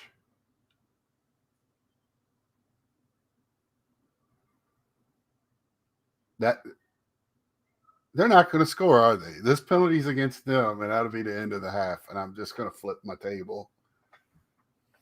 No, it was against the Packers.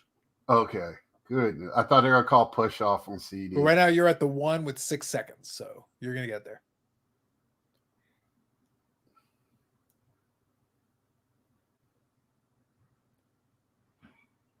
You're not going to like this update. But don't worry, it wasn't a pick six to the other end. Not quite that bad. Not quite that bad. Well, you can have one throw it's got to be to the end zone.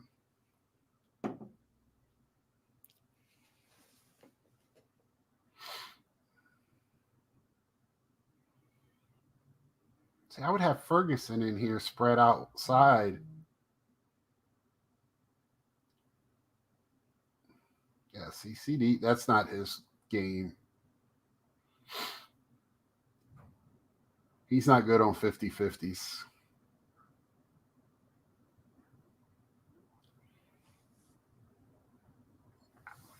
You got the right play call.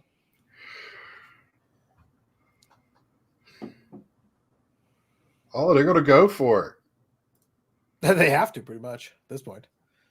I don't know. Missing that extra point.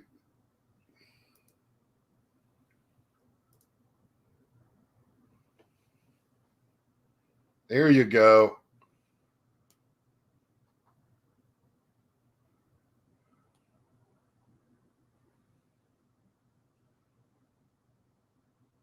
There you go. We're only 3 touchdowns down now in the second half. I think we get the ball to start the second half.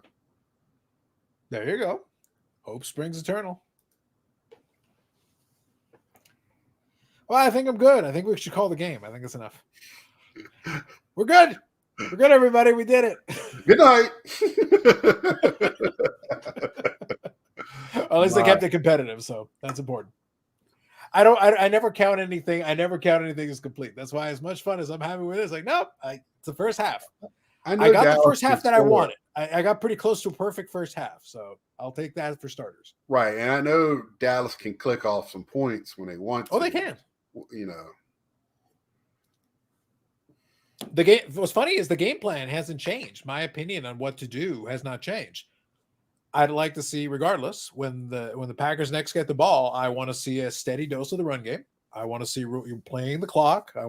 You're not playing prevent. Your goal is to get first downs, but keep running the clock, because what I want Mike McCarthy and Dak Prescott to feel like they have to quick strike score. Right. That's what I want, because then that plays into my hands, and you know exactly what they're going to have to do. They're going to rear back and throw over and over again, and that's all I want. So I'm saying, run the ball, eat the clock.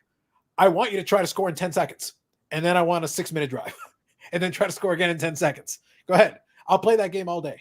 Right. Hey, Zach, I do get upset while I'm watching it, but after the game, 2 seconds later, I'm fine. They don't pay me. I don't have money from the Dallas Cowboys. They get money from me. That's why I just, in the heat of the moment, I get upset, but right afterwards, I'm good.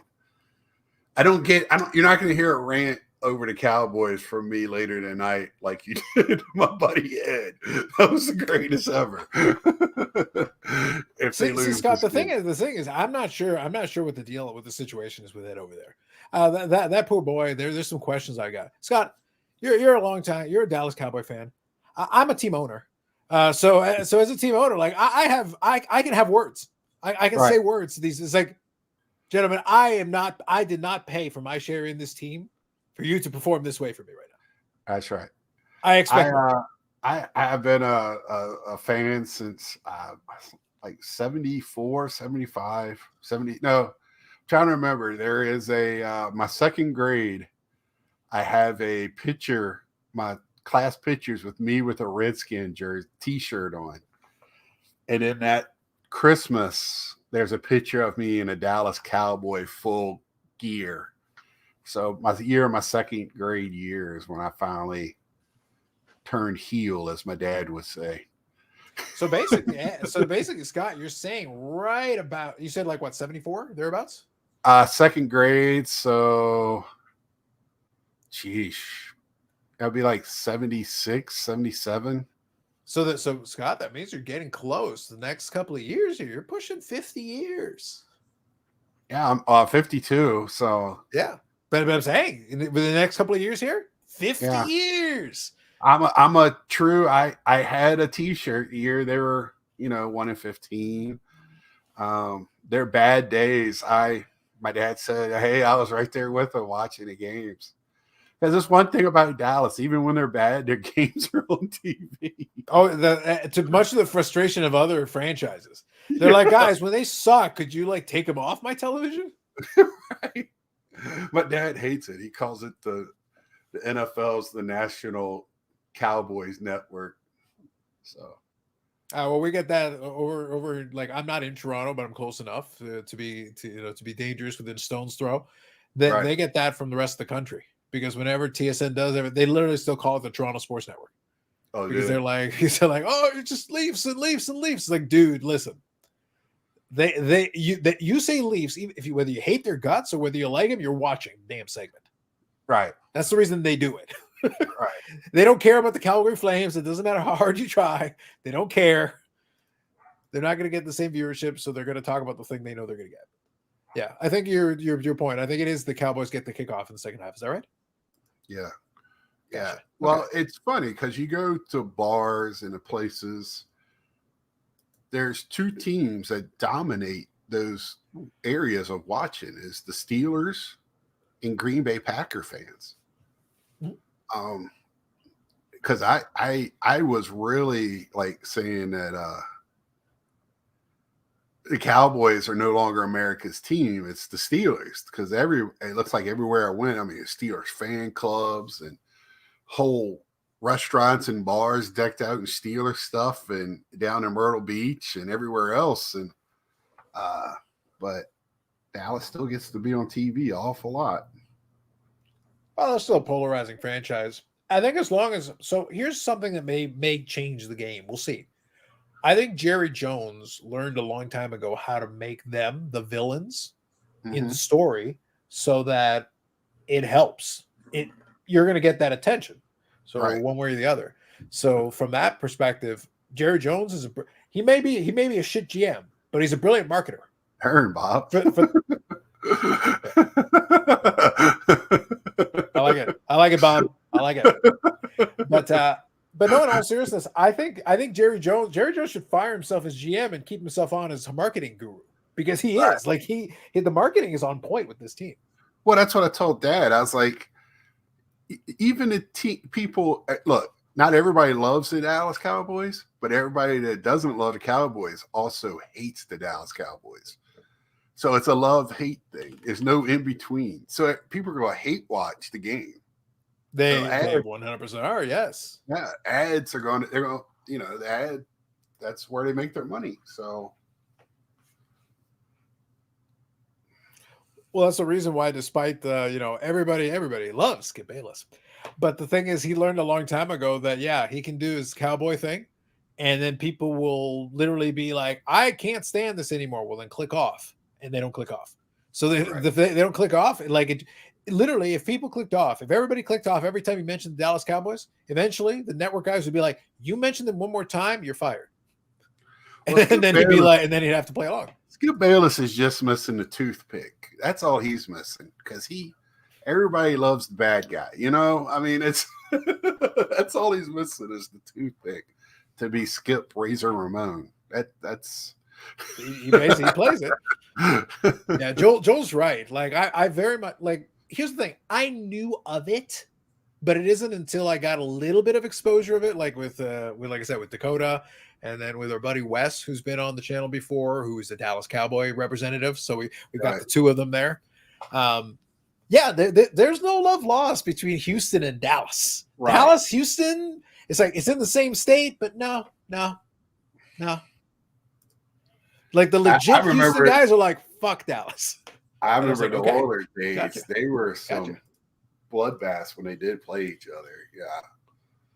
That was about as brutal as the NFC East back then. I was like, all right, I got you. By the way, for the record, it's very fun for me looking at the halftime show. Like right now, Jimmy Johnson is very impassioned. Like he's mean mugging the camera. I don't know what the fuck he's saying.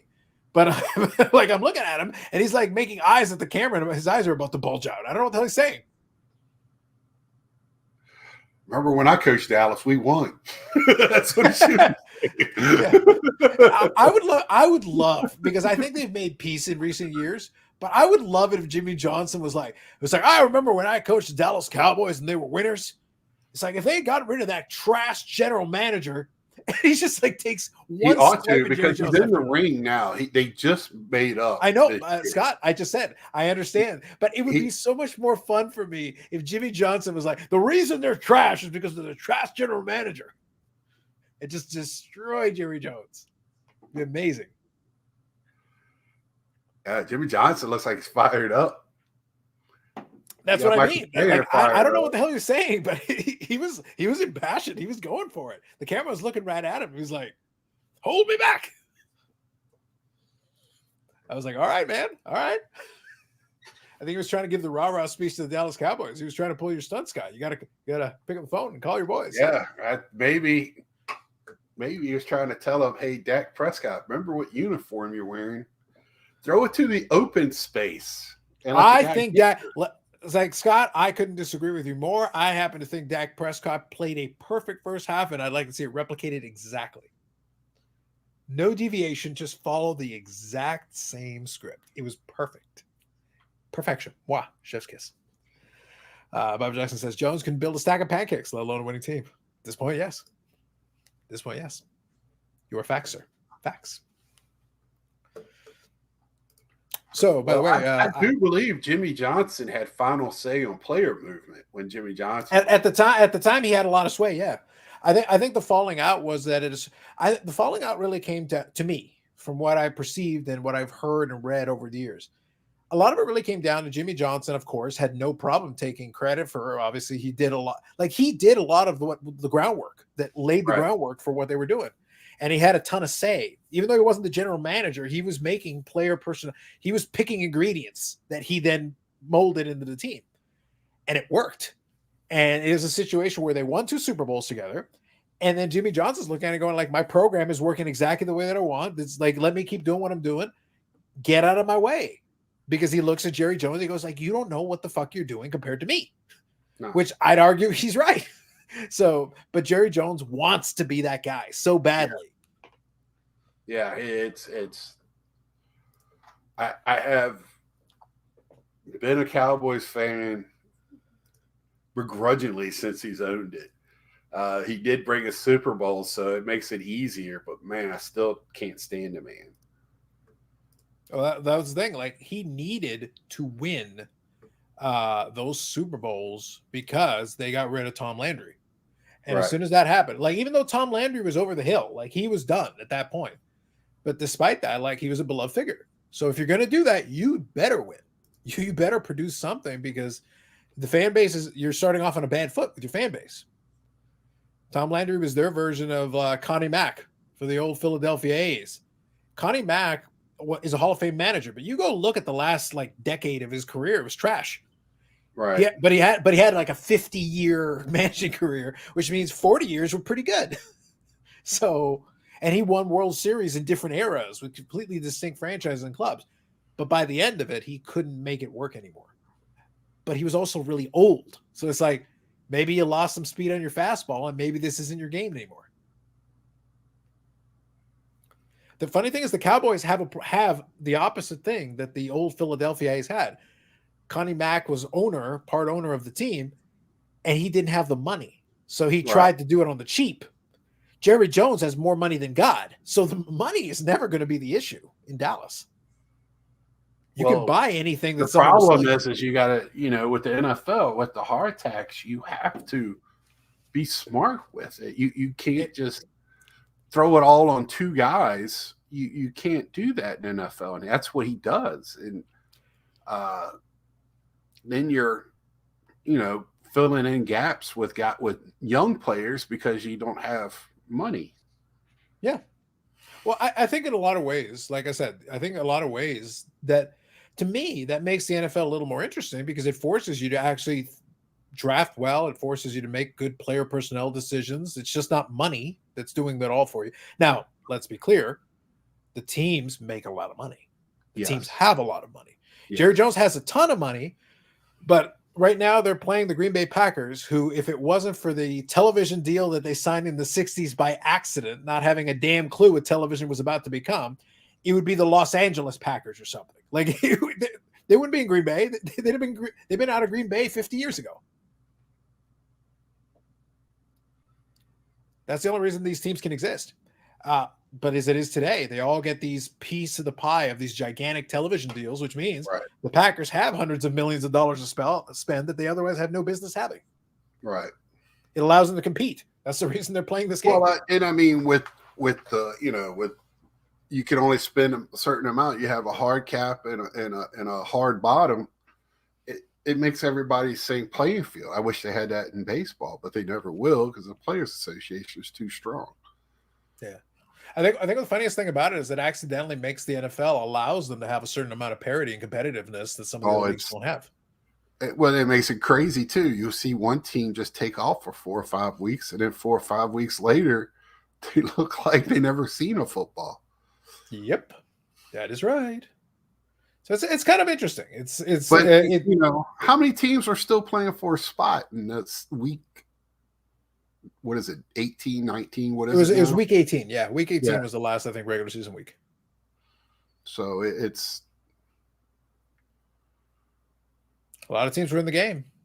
Can't fault that. I think it's good. I think it made it interesting. It kept it interesting for a lot of franchises. Every game meant something, and it made it fun. Like even teams that were already in, and it changed where they were at in the playoff spot. So yeah, agreed, 100%. I just saw the little stat at the bottom. Do you realize Dak Prescott's like at 87 yards passing? Yeah. And that was with that nice drive at the end. He's got like a 26.6 passer rating right now. Probably sounds about right. He has a clip. I'm serious. That's what they showed him at half. Got it. Yeah. Oh, I didn't have that one on the bingo card. I'll say that.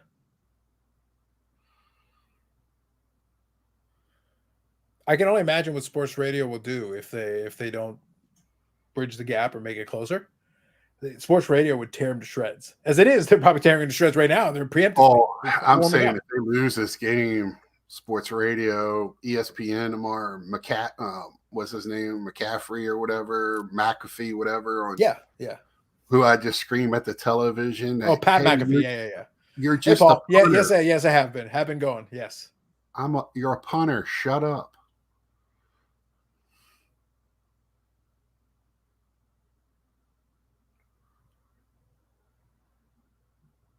Yeah, we've just been hanging out, watching the game, and chatting about some randomness, usual thing. It's fun to chat randomness in between. That's kind of so jokes aside, it's the reason why I kind of pitched the idea, and I love the idea, is that, like, look, you guys can watch the game. Nobody's stopping you. But I'm saying, like, and here's the thing. This is probably a more realistic environment to what it is hanging out at the bar watching the game. Like, yeah, you're watching the game, but it's like, what are we going to talk about, the 3 technique and the formation for the entire conversation? No, we'll talk about other random shit. That's half the fun. But you can still be watching the game, keeping an eye on the score, checking out plays. Attaboy. I like what you did there. I'm not going to be happy. We'll see. We'll see. I see a flag. We'll see. Let's see what they decide to do with it. Oh, no.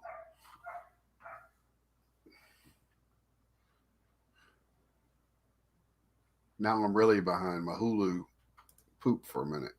You got to tell your Hulu to pick up the pace, man. What are you doing over there? I use DMA that loves Mayo in order to be taken out of timeout. There you go. Well, let me know, Paul. I don't know. I know where you're at, but let me know if you want to hop on. Basically, we're just hanging out, chilling, BSing. So you're welcome to come by. Be nice to Scott. He's a Dallas Cowboy fan, but he's a nice enough guy. He's a chill fella. We're just hanging out. But let me know if you want me to send you a link. I can't. I just. Oh, good grief. Did they get a throw a flag on that? Yeah, it was very soft. Like I said, the initial play I was a fan of. The flag, not so big a fan of. I didn't see the flag. It was.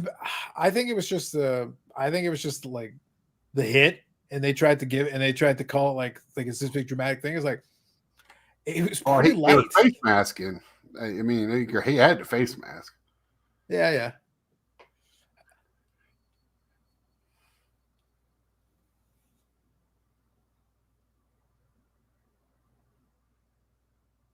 I actually think the referees would have done him a favor to not give him one. He could be like, "Oh, they face masked me. That's why, y'all. They're screwed us over. Give him an excuse. Give an excuse. Yeesh. That's the reason why. It's the referees. They did it." That's been So the if thing. This playoff, Green Bay everybody blames wins the referee. today, without any doubt, they have to play the 49ers next week. What was that? So if Green Bay wins, they have to play the 49ers. Yeah, they do. Yeah. Well, I ran down the scenario. So on the last podcast, I ran down the scenario. I go, if the improbable occurs, like, to be clear, I didn't when we did the picks, I picked Dallas to win this game. My expectation was that they would win the game. Yeah, But so I did said, Eric. was that? So did Eric. And Yeah, we know how Eric picked that was our go. expectation. Yeah, I understand. But listen, Scott, when I'm trying to make picks, I'm trying to be correct. I look at what is in front of me and I decide, look, there's the Mike McCarthy factor, there's the Dallas Cowboys in the playoff factor. These are all factors, but I still have to consider that my defense is not actually very What was good. the spread on this game? Originally, it was like, I have to go look at it now. I feel like it was like 5.5. Was it that much? 5? I don't. That's what I thought I heard, but now I'd have to go see. Unfortunately, it's changed now, so I don't know what the old line was. Maybe Paul can let us know a little later. He's usually up on that. We're not allowed to sports gamble here in the great state. I can literally go grab my laptop. I start hitting some keys, and I can make it happen right as we're talking. He's picking the Packers with a win. Jake's is the most viable chance. Is the most viable chance to advance. There you go. Oh, so it was -7. Yeah, so 7 points. Even worse. Yeah, so Dallas would expect it. Like they looked at the offense. They looked at how they looked at the fact that the Packer defense was Joe Barry, and they were like, infinity points. That was the expectation coming in. Man, 7. That would have been tough not to take.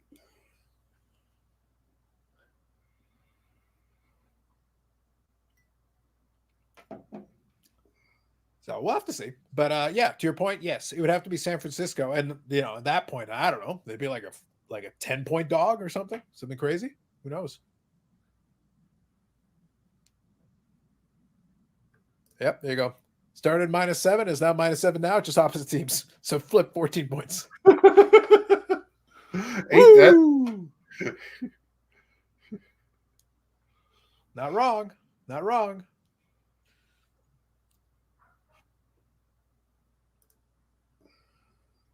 That's 375 Green Bay. Gotcha.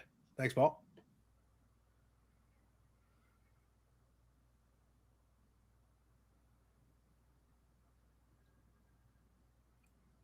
Oh, come on. So close. Not quite. By the way, I never understood why Vegas settled in on the way they do, not the spread, but the way they do the odds. I always thought it made more sense to do the decimal thing, and I never understood it. I was sitting there like, they'll do like -375 or -550 or whatever. It's like, guys, why don't you just call it because we literally will do so when I look at the odds, it'll be like 1.2 to 1. That's right? easy enough. You bet $1, you win $1.20. It's not that hard. That makes sense to me. Now the other way, I gotta do a little reverse, and I gotta. I don't know what that looks like. I understand when it's plus. When it's the plus, I get that one. Right. But when it's the minus, I don't. Now I got to do decimals and fractions. What the hell are we doing here? Give me a break, man. Yeah. Yeah, I didn't. I did not like it one bit. One iota. He is just pressing now, and that just shows. It's the pressure. The pressure. Well, I mean, that's what makes certain quarterbacks the guy. I mean, that's what makes Mahomes and Dak Prescott not Mahomes. I think to be fair, though, like I said earlier today about being fairness, I think the fact that Mahomes has Andy Reid was so critical to making it all work for him, because Andy Reid is a great mind, but Andy Reid had the reputation of being the choker in the playoffs. And isn't it funny when he finds the right guy? So he had the right guy, and then his mind and his offensive genius, which he is a genius offensively, then all of a sudden they were able to put the pieces together. He goes, I got the right guy to paint the thing that I have in my head, and he can do the thing that I'm asking him to do. And now all of a sudden all the pieces fall together. It's crazy how that works. But Andy Reid was a good coach well before that. The Philadelphia guys know that they were able to lead a lot of teams to the NFC Championship. They just never able to get over the hump except that one time. Right. But I mean, Mahomes has come back from behind in games, playoff games, Super Bowls, and done it. Dak here, you can just see he's not that tight. Now he can still do it. I ain't trying to take that away from him, but well, I think the key though with Dak Prescott is that if you put Dak Prescott in that position where he's super behind, then all of a sudden he starts racking up the late garbage time, points and garbage time yards and all that. All of a sudden he's like, he threw for 350 yards in the fourth quarter. You were down by 30. At that point, the team is like playing really soft defense, just trying to keep you inside. right. So they'll give you a ton of space to work. Yeah. Let the clock run. Yeah. Duke, this is the pendulum of a game, my friend. It's a pendulum of a game. Green Bay had 27 unanswered points before that. Such is the way the game works. Yep. And it should have been 28. They made the extra point kick. I mean, the only reason why it's 10 unanswered is because Green Bay didn't get the ball in between the two times that Dallas scored. You scored at the end of half and the beginning of half. The key is, though, like I said, I'm not worried about that, and I'm actually glad they held him to a field goal. I'm actually good with that. That's fine with me. So now you had halftime to plan. This is what I want to see from Fleur. I want to see you had the chance to play. You knew they were getting the ball to start the half. They only gave up 3 points. That's not bad. That's about as good as you can hope for. Now you have the ball. Can you continue what you were doing in the first half so effectively? Move the ball down, eat the clock. You put up a 5-6 minute drive right now. Dallas is not feeling super comfortable. No. They would feel very bad on the sideline. They would start feeling really uncomfortable. And that's basically what you'd be shooting for. So if I'm LaFleur, I'm like, guys, I hope you dialed up some good plays. I want to see a nice 6-7 minute drive. Just eat all the clock. Punch it in at the end and then let Dallas take their crack.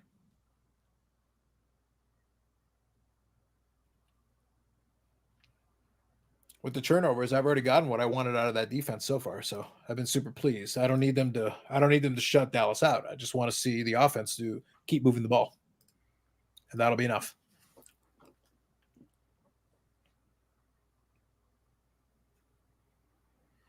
If anybody's interested, we have a winter weather advisory affected until 7 a.m. Tuesday. You getting a whole inch?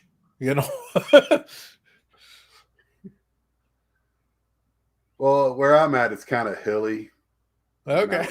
So we can get. They said they've got it here in the past, a few inches. So. All right. Couple inches then. There you go. I think they're calling like up to 3 inches. Ooh, 3 inches. Whew. Crazy talk. Shut her down. That's it. We're closing the state. Closing the state.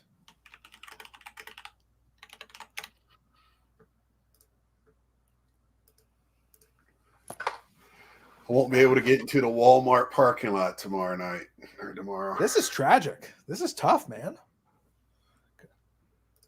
Scott Carlos just got home and the game listening here. Prescott is sweating like a wild, scared animal. Love looks cool. Yeah. It's chilling so far. It's been good. Can't complain. Can't complain, my man. Can't complain.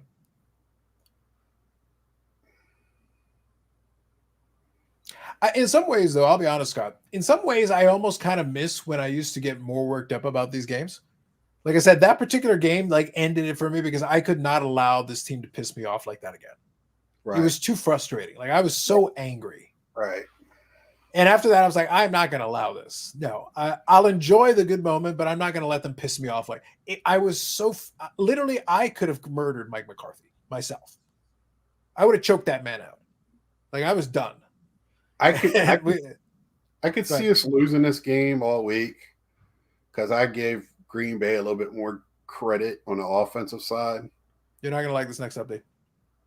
But I didn't think it was going to be like this. I don't think Scott, no jokes aside, I don't think anyone thought it was going to be like this. I was thinking that Green Bay's going to come in, run the football. We're going to have some trouble with it. They will keep the game close and with low scoring.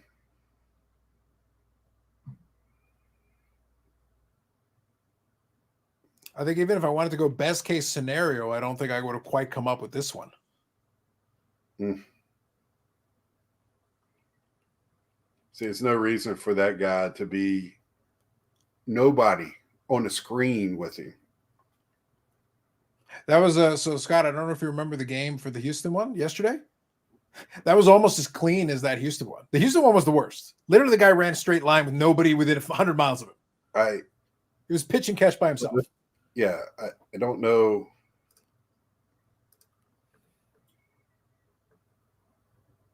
This is when we wait 40 years to win a championship and then repeat. There you go. I think though, a lot of folks lose perspective if their team doesn't have a long drought. They lose perspective. It's hard to win in all these sports. It's hard to win, and it's hard to win with consistency and to be in the game. If you're in the mix, that's one thing, but it's tough. It's not automatic. Right. At football, it's so hard to get 53 guys on the same page, and that's where the coach has to be credited for doing. And I mean, Dallas is having a good season. I'm not going to poo-poo what they've done this year. I mean, everybody thought the Eagles was going to walk away with it. Even if they lose this game, I'm not going to be upset about the season. Only one team. We've had a couple of juggernauts this year who have kind of fallen off. That's why I said this year has been as much of a crapshoot as any year I've seen. Even so to point again, still plenty of time left in the game. There's a quarter and a half. We'll see what happens. Looking good, but it's quarter and a half. So if it plays out, I'm really loving this because about Love, everybody had poo-poo Love, and then you should look at his numbers compared to Aaron Rodgers' first year. They're almost identical. And then he's going to win a playoff game today. These people better put some respect on him. I think so. I'm looking at it from the card angle. I think he's going to get a lot of respect. Well, yes, I do. He's going to get a ton of. He's going to. Jeff Wilson will be like top 5. Love. Yeah. Calm down, Gio. On the Jeff Wilson show. Calm down. Top 5 Jordan Love cards. Calm down, Geoff. Calm down. Yeah, So I do like that aspect of the game because we talked about it before about Aaron Rodgers, and this is great for Milwaukee and Wisconsin, and good luck next week. Yeah. Well, but Scott, here's the thing. So kind of going to my point that I was about to make. So if it plays out as is, if it just concludes in this manner, so then what happens? Well, next week then they're going to play San Francisco, and the line will be they'll lose by infinity. But Brock Purdy got hurt last year, or another great San Francisco. One weird shit happens is the point that I'm getting at. So the reality is the Packers, coming into the season, all I wanted was for us to find out what the situation was with Jordan Love. Good, bad, or indifferent. Is he a guy? He doesn't need to be the guy. He doesn't need to be another Hall of Famer. I don't need that. I just need a good, competent quarterback that they can build off of. I think I've got that. This is good. All right, we're off to a good start. All right, so now I got the result I was looking for. Anything beyond that was bonus. Getting to the playoffs in the first year, bonus. Having this performance in this game, bonus. You play San Francisco, I don't care if you lose by 100. This is already good. Like, we're off to a good start. Look, if nothing else, the frustration and anger from the rest of the NFC North. And they're like, the Bears fans are like, fuck off. One time. The Bears will literally light themselves on fire. They'll be so angry that it's like, one time, guys, one time. Yeah, this might make me want to watch ESPN and NFL Network just to hear all of them tomorrow have to eat their own words. Yeah, that's the thing. There's going to be a lot of narratives playing into it. that's why I like the tournament. I like to see the progression of the narrative as we move from one. Because here's what's going to happen. That's The true. next Zach. conversation. The next conversation is going to be like, all right, you'll get a bunch of Green Bay love, and then it'll be Dallas screwed it up. Stephen A. Smith will come out and do a whole tirade. It'll be hilarious. Hey, Paul, how's it going? Well, this is just a little gift now, isn't it? Paul, it's exactly the way we drew it Sorry, out. Like, Scott, isn't this but- what we predicted? That's verbatim? okay. Yeah. So where are you guys actually at right now? Like, am I behind you or are you behind So me? right now, so I'll tell. So we'll get all synced up here. So right now, I've got a snap from Dallas, 6:30 on the clock is what I've got. 6:32 on the clock for me. Right after the kickoff. That wasn't too far off. So Scott and I are behind a little bit. Okay. All right, so not too bad though. You're closer than you were actually. That's not too bad. You were about like 35 seconds behind me before. That's Yeah. actually not too bad. I must That's have had a time jump. Didn't Yeah, that's the realize. only tricky part. That's the only tricky part about the whole live watch along is that everybody's on a slightly different stream or Right. review, and there are different times. That's why I try not to spoil too much. That is indeed Paul. Yes, that is that Paul. Yeah. We got so, Paul V and Paul C, and we're talking to Paul V. Yeah. So the camera mount doesn't want to sit in one spot. We gotta get you up to technology, my man. So overall, so Paul, let me ask you a question. Like, let's just talk general terms. I was giving Scott a little bit of the rundown of my take on it. I was looking forward to seeing this coming in this year. I just wanted to see if Jordan Love was going to be a guy that we could go forward. That was all I wanted to see first. That was step one. We got that. I feel comfortable that we're good. Great. Step two, I'd like to get some playoff experience. Okay, great. Check that checkbox off. So far, so good. I'm enjoying it. At that point, like, again, if it plays out, finishes off what we're doing here, then I don't really care about the San Francisco game. I want them to come in and fight and be competitive. Yeah. This feels like house money. Yeah, This is just like at that complete point, like house you're just like, let's play with it. And you know what? If San Francisco is as good as they can be, if they're up to their A game, I think it'd be a good test just to let the team learn. Hey, this is what it looks like when a team is running on all cylinders and they've got all the pieces. That's what you're going to have to learn to play against. This is a good team. Yeah. Yeah. I mean, San Francisco has been just a nightmare house for the last decade and a half. Like, it is what it is. I have no hopes for next week, but not just the Dallas fans that we know and are mostly cordial, but there's a couple of them that I will rub this in their face. Oh yeah. Well, look, there's a balancing act. That's why I was joking. Look, X Strip is a personal project of mine. One of the great joys. It's not like I even care about Miami. I don't care about Miami. It's just knowing that X Strip knows the dread. It's the dread, Paul, that like fuels. Yeah. Oh no, I get That's all it. it is. That's all it is. I make fun of him for being a Hurricane fan when like the normal Florida State Miami. This piece of shit. Yeah, the normal Florida State Miami hatred level is like here, but with X Strip, it's like I'm just gonna layer it on a little bit more. All right, that's fair. A little college football rivalry. I get it. But yeah, but here's the thing. Like, I'm not gonna. Most of the Dallas Cowboy fans that I know, it's like Scott. Broncos 79. He doesn't like Dallas per se, but it's one of those things where like you look at it from the perspective of different folks that you know. Most of the Dallas Cowboy fans that I know better than to talk trash when they have no reason to. So it's one of those things like I got no reason to pick on you. I'll leave you be. I'll let you. I'll leave it. Now, will I enjoy the Stephen A. Smith rant if it all comes to play? Yes, of course. I will watch it a couple of times and laugh and cackle in my chair. Right. That's a different conversation.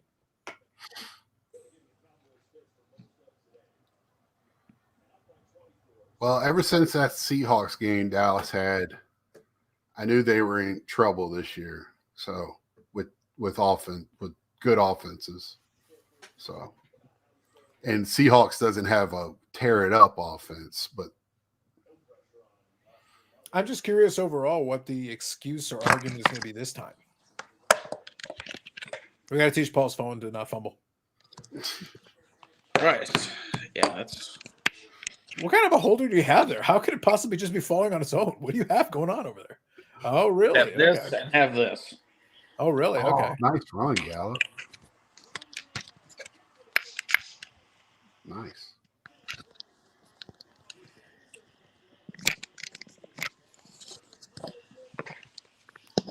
Let's see here. Does this make Prescott a mediocre QB, or Dallas has more issues than say running back? I think so. Look, my assessment is I don't think Dak is a mediocre QB. I think his situation is that he's not an elite QB. No. He's a decent QB. Like there are plenty of teams who Dak Prescott would be an upgrade over what they got, but he should not. Oh no, I don't want him to carry the load. I don't want him to be the reason that you win or lose. I want him to basically be there, make the odd throw, make a good couple plays. But if he tries to do something, that's where usually they run into trouble. Speaking of trouble, did you see the end of that play? Yeah, I saw that he was holding his helmet in there. I'm not sure they went to commercial almost immediately here, but Jair was holding his knee like he knew. Yeah. Typical Cowboy play up front. It's been for many years now. Yeah. But here's the thing. Obviously, the general manager and the owner are the same guy. They're going to be talking to themselves in the mirror. So what are they saying to themselves? What does Jerry Jones, the general manager, have to say to Jerry Jones, the owner, after these many years of being in this situation? So what do you think the fix is now? I don't know. I think he wants one more ring before he croaks. And the problem is he doesn't want to relinquish control of the franchise when that's probably 100% needed if he does want one more. Yes. And he probably fights with himself. I would think so, yeah. Like that's the deal with the devil you need to make. Jerry Jones needs to suck it up and accept that he cannot be the one to make the call. He's got to let somebody else do it, or else because he clearly cannot make the call. Manager and yeah. So I don't know what to say about that. So to kind of Colorado's question, does it make Prescott a mediocre QB? No, I've seen mediocre QB play. There's definitely worse. Yeah. Does it make him elite? No, I don't think he's elite either. But I think he can make some throws. I think he can make some plays. I think I've definitely seen worse. There are some teams who would take him.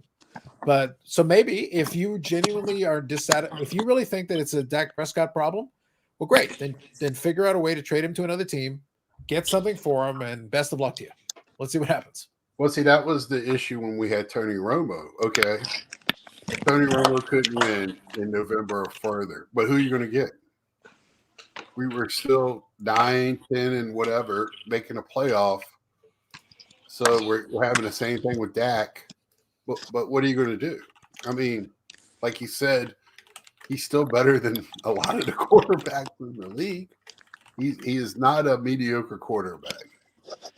But he's not that upper echelon. He's in the middle somewhere. So what you're saying, Scott, what I'm hearing from you is Dak Prescott you have in as the regular season quarterback of the Dallas Cowboys. And in the postseason, you put him aside for playoff closer Nick Foles. Yeah. Boom! Yeah. You bring in Nick Foles. You go, Dak, take a seat. You've done your job. Get out of the way and let maybe Nick that's what Trey Lance is going to be. He's going to be the playoff quarterback. Paul, part of me would actually like this just to see like what people would make out of it. Is like you are literally benching him after the regular season that got to the playoffs so that you can put in the other guy. He goes, yes, he will be our playoff closer. He's just going to play all the playoff games. He doesn't play in the regular season at all. He's just going to play in the playoffs, and that's all he's doing. Yeah. I think the main issue that they have is that unless they have guys just fall in their laps draft-wise, I don't think he can really evaluate talent well. No, I'd agree with that. Like, Dez, when he fell, like he probably should have been about the 5th or 6th overall selection that year, but because enough of the squads didn't off the field stuff and attitude issues, he fell. Same thing kind of happened with CD Lamb. There were enough teams that didn't need receiver, but unless these guys just absolutely fall, like they can't evaluate when it's murky. I think it's fair. Yeah. Packers I kind of have this issue with also. They seem like they reach a lot. Why are you putting Devondre Campbell on CeeDee Lamb on 3rd and 1? What are you doing?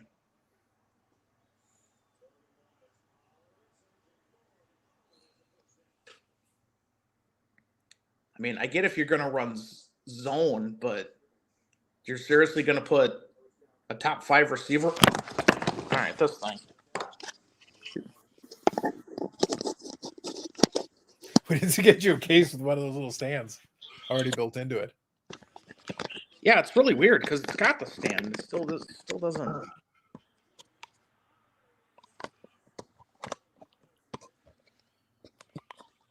I don't know what the call is going to be on this next sequence, but it was weird.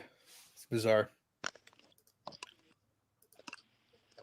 Yeah, I agree with Zach. Yeah, I don't think getting it's a catch-22 with Dallas. I think Dak Prescott has some issues, especially in this kind of area in the playoffs and these kind of situations. But at the same time, you get rid of him, it's not like your team suddenly gets better.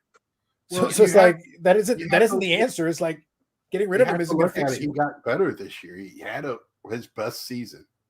Yeah. So you hope he gets even better. God. Yeah, but the playoffs are a different beast. You know that. Right. I think it's more a mental thing than it is a physical thing with these guys. I really do. I think it's more of a mental thing and using the talent you have appropriately at the right times in the right places. But that's a mental side. And that, look, as much as I've enjoyed making fun of Tom Morse, Edward Patrick, Beavis Butthead Brady, and that's his real name, as far as I'm concerned, that's canon. That's his real name. The one thing for his mediocre talent that he has going for him is that no one questions his mental side when it comes to these games. The guy doesn't give up on the games, doesn't give up on the play. He stays into it, and he maximizes everything he's got. Good, bad, or indifferent. He maxed it out. Well, that's the mentality that's going to get you wins in these games. But that's not normal. Most people aren't like that. Watching Flacco. Flacco doesn't have the athleticism that Dak Prescott has. But when you watch him play, he throws to spots. He throws players open. He knows where everybody, all 22 guys are going to be at on the field.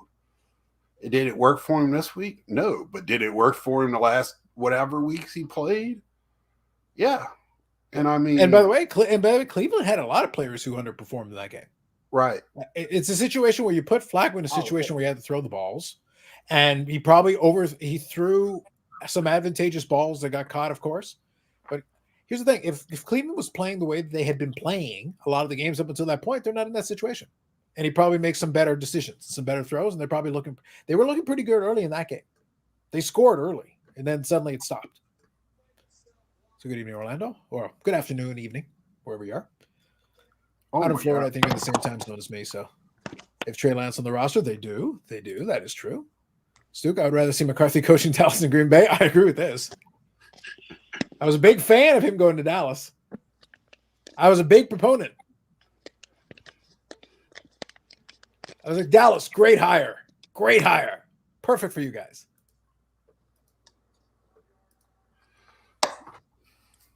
Yep, I love how they get the defensive holding on there, but when Ferguson tackles the DN, they just ignore it. Like, okay. I think any hopes of consistent officiating have long since been given up this playoff. We're pretty much, this is a mandate. Any consistency is no.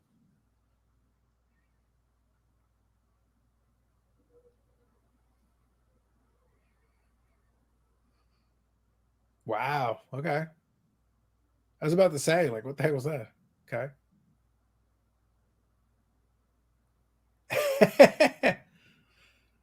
So what's the call here? Let me hear this.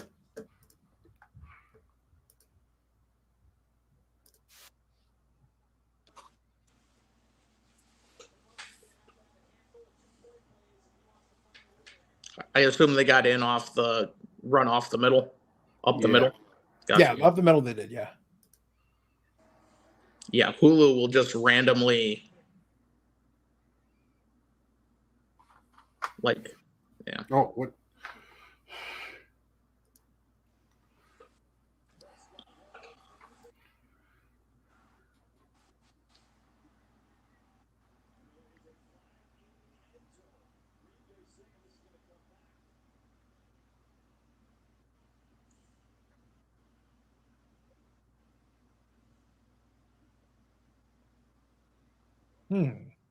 Pick play.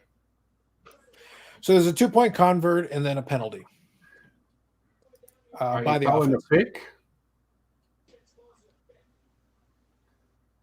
Yeah, so that's going to be 5 yards, and they probably kick it now.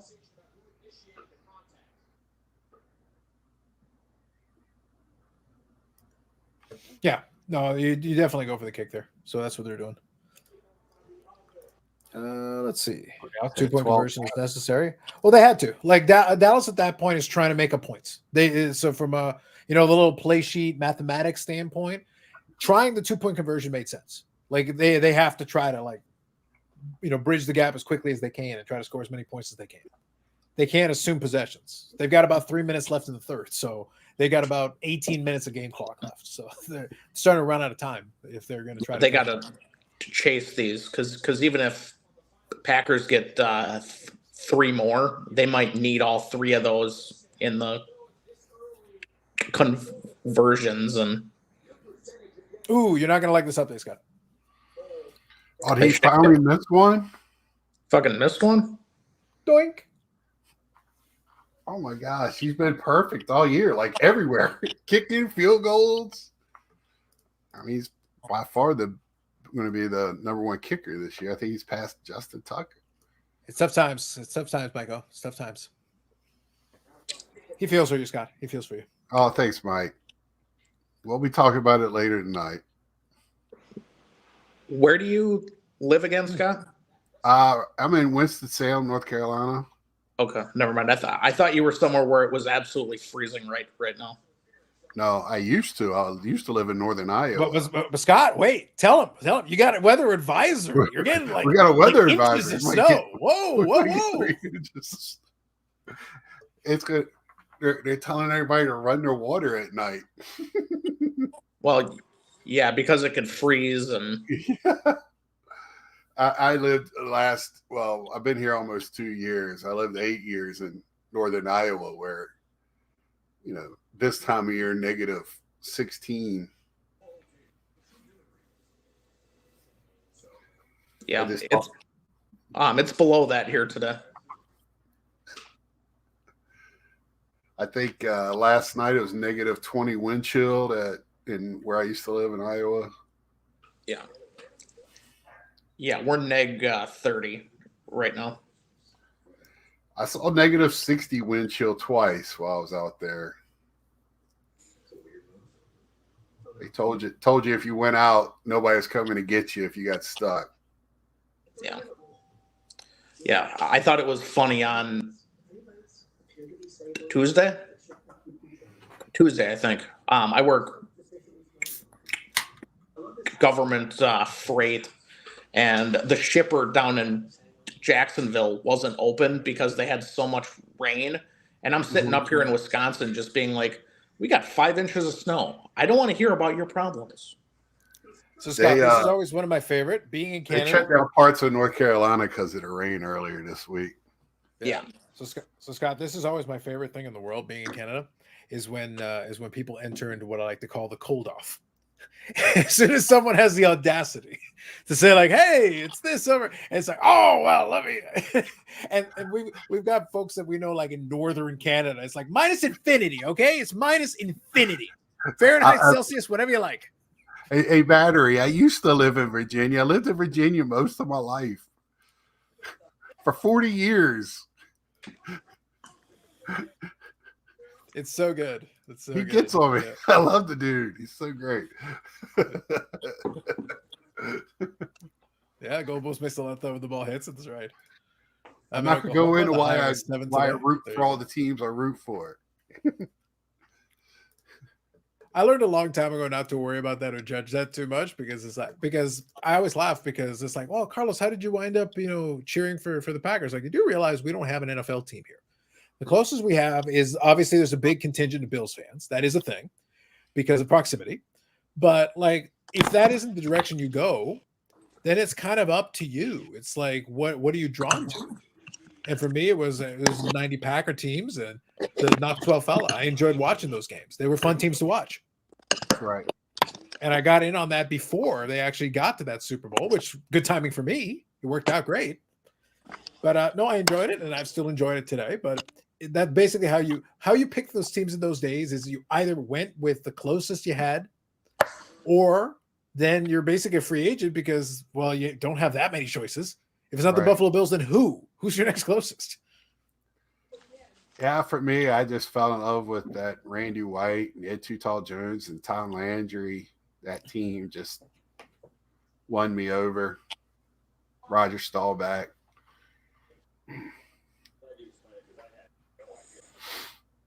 And also, my dad liked the Redskins. Why do I want to like the same team my dad did? You know? There you go. Fair enough. Fair enough. I have not seen a Landry autograph at a show yet. I'm really hoping I see one. All right. Seems fair. I haven't either. Now that you mentioned, oh, I have, but man, the guy was asking like an arm and a leg and $1 million for it. Is that all? Yeah, it was on an 8x10. I was like, holy cow. He's a hard one to find. Because he had a Bo Schembechler one too. I was looking at it and I was like, yeah, that was really costly. And I was like, holy cow. Yeah, you're not gonna like this update. You're not gonna like this update, Scott.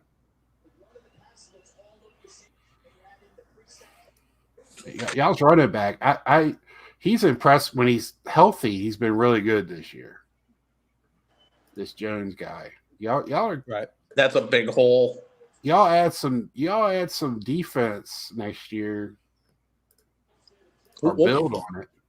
Yeah, Scott, you just spoke the words of the entire Aaron Rodgers era. If I had some defense, I'd probably have about 4 Super Bowls right now. Well, Aaron Rodgers also needed some offensive line. He was running for his. Oh my gosh, what? Am I covering? That's what I mean. You're not gonna like that update. Like he was open. He basically just like, I'll just flip it up in the air, but there's nobody around anyway, so it's fine. Luke Musgrave, the best tight end in football. Nobody can cover him. For this game, apparently. Yeah. Wait, there's another one after this? Oh boy, I'm further behind than you guys. You'll get there. Oh boy. Holy.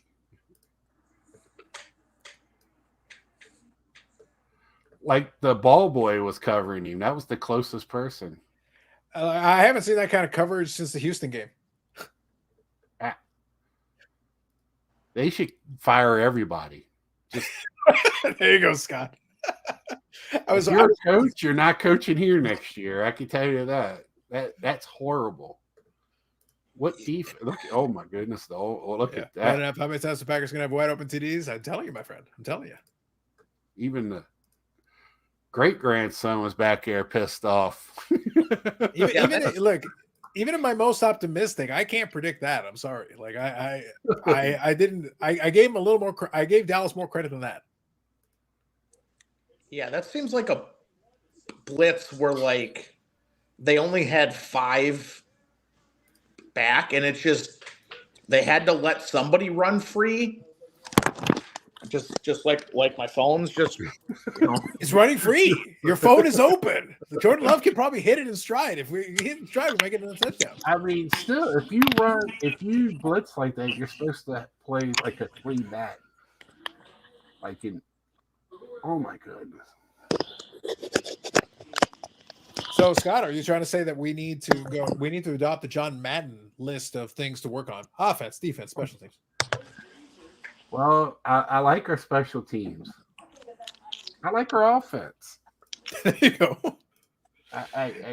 Our defense is very, very suspect. I've been saying that all year when we play don't even have to be a very good offense. Well, the irony of your statement, Scott, is that you're playing a very suspect defense. And everybody agrees it's a very suspect defense. Like, they're suspect. You do realize they made Carolina look good. Oh, Baker Mayfield had a perfect passer rating against that defense. I should reiterate, I like our offensive players. I don't like our offensive play calls. I guess so, yeah. Hey. Wow. They just showed the widescreen of it, and it was even more wide open than you think. They did like the wide out look on the replay for the Jordan Love touchdown. Yeah. And Musgrave, I think Musgrave came by to drop off a beer before he went to catch the ball. He was that wide open.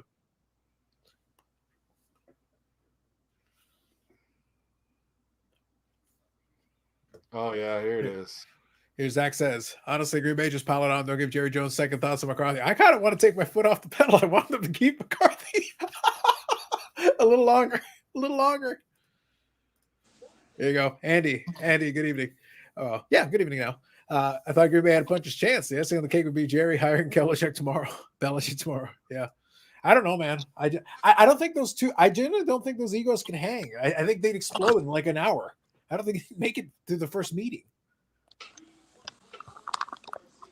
Maybe it'd be Saban. Saban would be up there. If Jerry Jones didn't like Bill Parcells' level of control, you think about Belichick level of control is something that's going to work out? That's what I'm saying. It's not going to be Bill Belichick.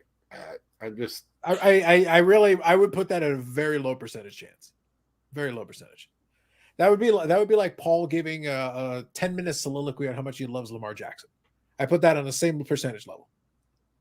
Or having my phone holder hold up for that long. About the same, yeah. About the same. Seems about right. Yeah, it's not even the internet. It's I just got things that break left, right, and center. You know. I guess so. Yeah, what did they do at this point? I don't know, man. Mike Vrabel, I don't know. I thought he was going to go to the New England thing until the Mayo thing. But by the way, Scott, the greatest gift that New England ever gave me. Look, I will speak no ill words of Coach Belichick. You know why? Because he named his own successor, and his successor was Mayo. That's right. The ability to play that video in front of Eric is the greatest. Bill Belichick, as far as I'm concerned, I am sending that man a Christmas card. The funny thing is he played for the Patriots for 7-8 years, and he was a pretty successful player. He was, yeah. So I don't know. Whatever. We'll see. It's the Belichick era in New England had ended. It needed to end. It was the right time to be done with it. They're going to have to try to figure out their own situation. I don't know what they'll be able to do going forward. Maybe it'll be fine. Who knows? But it is going to be good. The situation's pretty obvious. They have to suck for a couple years and pick like first, second, third overall, and that's how they make the playoffs again. You don't trade all your picks away in the first 2 rounds and get like kickers and defensive guards. Yeah, well, that was the Belichick special. So the thing is, while it's working, you can let it go and just be like, all right, let it roll. But as soon as you don't have the right personnel in the right places, look, the Patriots, if nothing else, taught us what happens when you don't have the right people running the offense and you don't necessarily have the right quarterback. That was why Scott, the NFC North was looking forward to. They go, oh great, Rodgers is gone, Favre is gone. Now they'll be garbage at quarterback. The Bears were like, finally, one of us, and it's like, no, not one of you. Dukes, that wouldn't be a bad. I wouldn't be that wouldn't be terrible. There you go. They're trying to give you options, man. They're trying to give you options. I like Carlos. Are you sure you would still call it a phone holder? That's valid. That's what I was laughing at. It's a valid take. It's a valid take. Carlo, I like the cut of your jib. I said it before. I'll say it again. His channel's great. Yeah. No, I appreciate Carlo. I appreciate it. Yeah.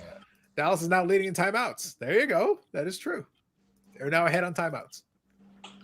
So, Paul, here's a question for you. So do you have a pick then? Like for me, I wouldn't even. I go round by round. That's the best I can do. We can pick out some fumbles. We got that.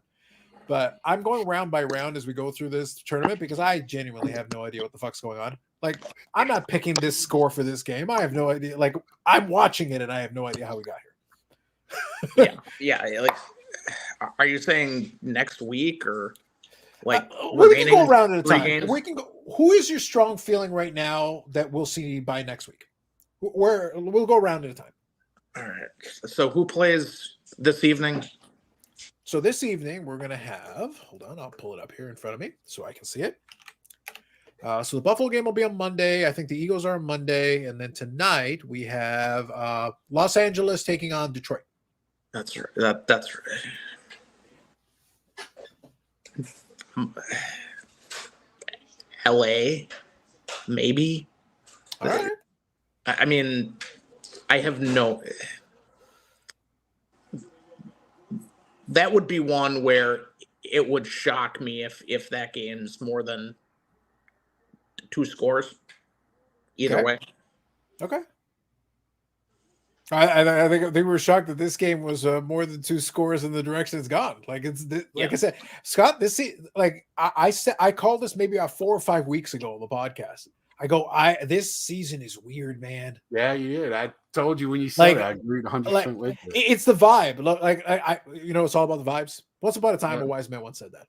But but I'm just looking at it. I'm like, I have no sense.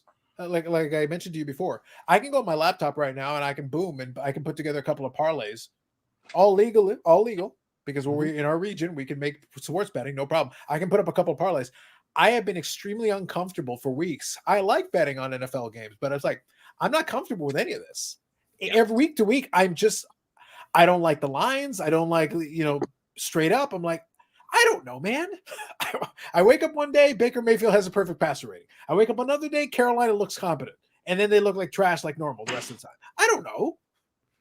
And then that same team got to the playoffs. And that same team is right now up here in this game. I don't know. They won 3 in a row twice. They lost 4 in a row once. Well, if makes sense, right? This next game tonight, to me, Detroit should win. I mean, and I think they should win by a couple. I agree with should. But this should be Detroit's opportunity. This should be their chance either. But Matthew Stafford could go off for 500 and be like, "Fuck you guys." Exactly.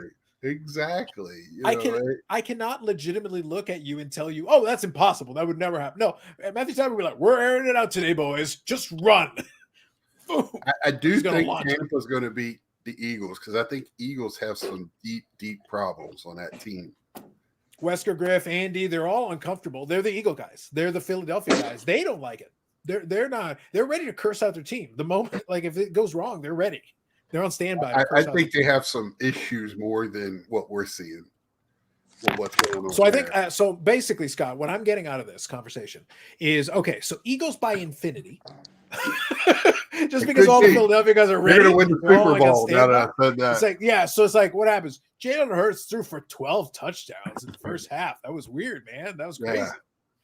He's 12 for 12 with 12 touchdowns. I don't know. It's nuts. Yeah, I have no idea, man. Sandy's got all the money in the Rams. Bills are going to win. So do I. But that's going to be more of a. If that wind keeps blowing like it is there, that's going to be more of a ground game. So that's going to be interesting. Anything can happen when you maybe have 8 fumbles in a game. Yeah. Yes.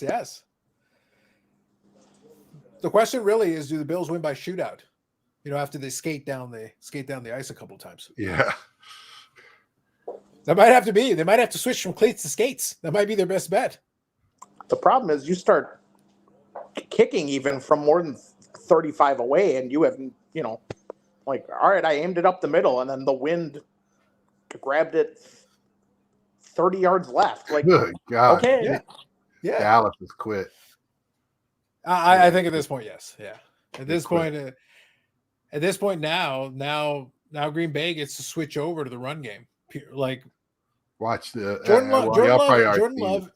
Jordan Love is at 269 yards with 15 passes. I would be shocked if he gets to 300 if they have their way. Yeah, they're not. They're not going to rear back to throw the ball much right now. There's no reason to, unless Dallas forces them to. They'd rather just run the ball right now and just run clock. And he says, yes, but you don't understand how the Eagles are going to win. I'm going to have to pay for a home playoff game against the Rams. And that'll probably cost a pretty penny. I have no doubt. The issue is that they can't defend the run. Mozzie Smith was a complete reach. And the whole offense is based off of play action. So they don't know what's going to happen. They almost have to, say, defend the receivers and tight ends and make sure they're not 50 yards open. I don't even mean it in an asshole way, but like. I told you he's going to get 100. Told you. He's got 115 right now. Yep. Just scanning here. That'd be interesting. I think in honor of this great moment, I may have to grab myself a Not Swell Fella card. I'm watching one here. Still got a little bit of time left though. That'll be later. Which one? I've got it on watch. Autograph? There is a I feel good. I picked up a Gary Carter today, so Yeah, there's an '06 National Treasures jersey auto on eBay right now. Who's the seller? What's that? Who's the seller on that? That is too much stuff with the dollar sign. Oh yeah, that's gonna be Shield. I think so. 100%. It's a shame. 100%. I'll I've just been have to watching stuff from him, and it's just all Shield. I'll have to watch it then. It's a shame. It's a nice card. I would love to add it to the other ones. I've actually been putting together a nice little my collection. It's funny. I had the box just because in case we had a little bit of a lull. I got the Not Swell Fellow box sitting right here. It's a bunch of good crap in there. I was actually shocked when I was scrolling through and sorting it the other day. I was like, holy shit, I got a lot of this crap. Yeah, some of my favorite purchases this year were, you can look up on eBay on this one, the Intimidation Nation, the cheap one that sold. I think you showed me that one. That was a good one. Yeah. $30. Like, yeah. Yes, please. Well, you were trying. I don't know. I don't know if you can believe this. There was somebody on my live stream the other day who was trying to get me to like auction off my gold refractor. It was craziness. It's just absolute madness. It's nuts. You know what yeah. So I found that at a live show, and I'm like, all right, I really don't like some of because I know the guys from Illinois, so I gave him some Bears extras that I had. And he gave me that. Okay, fine. I feel I can move this easier than I thought.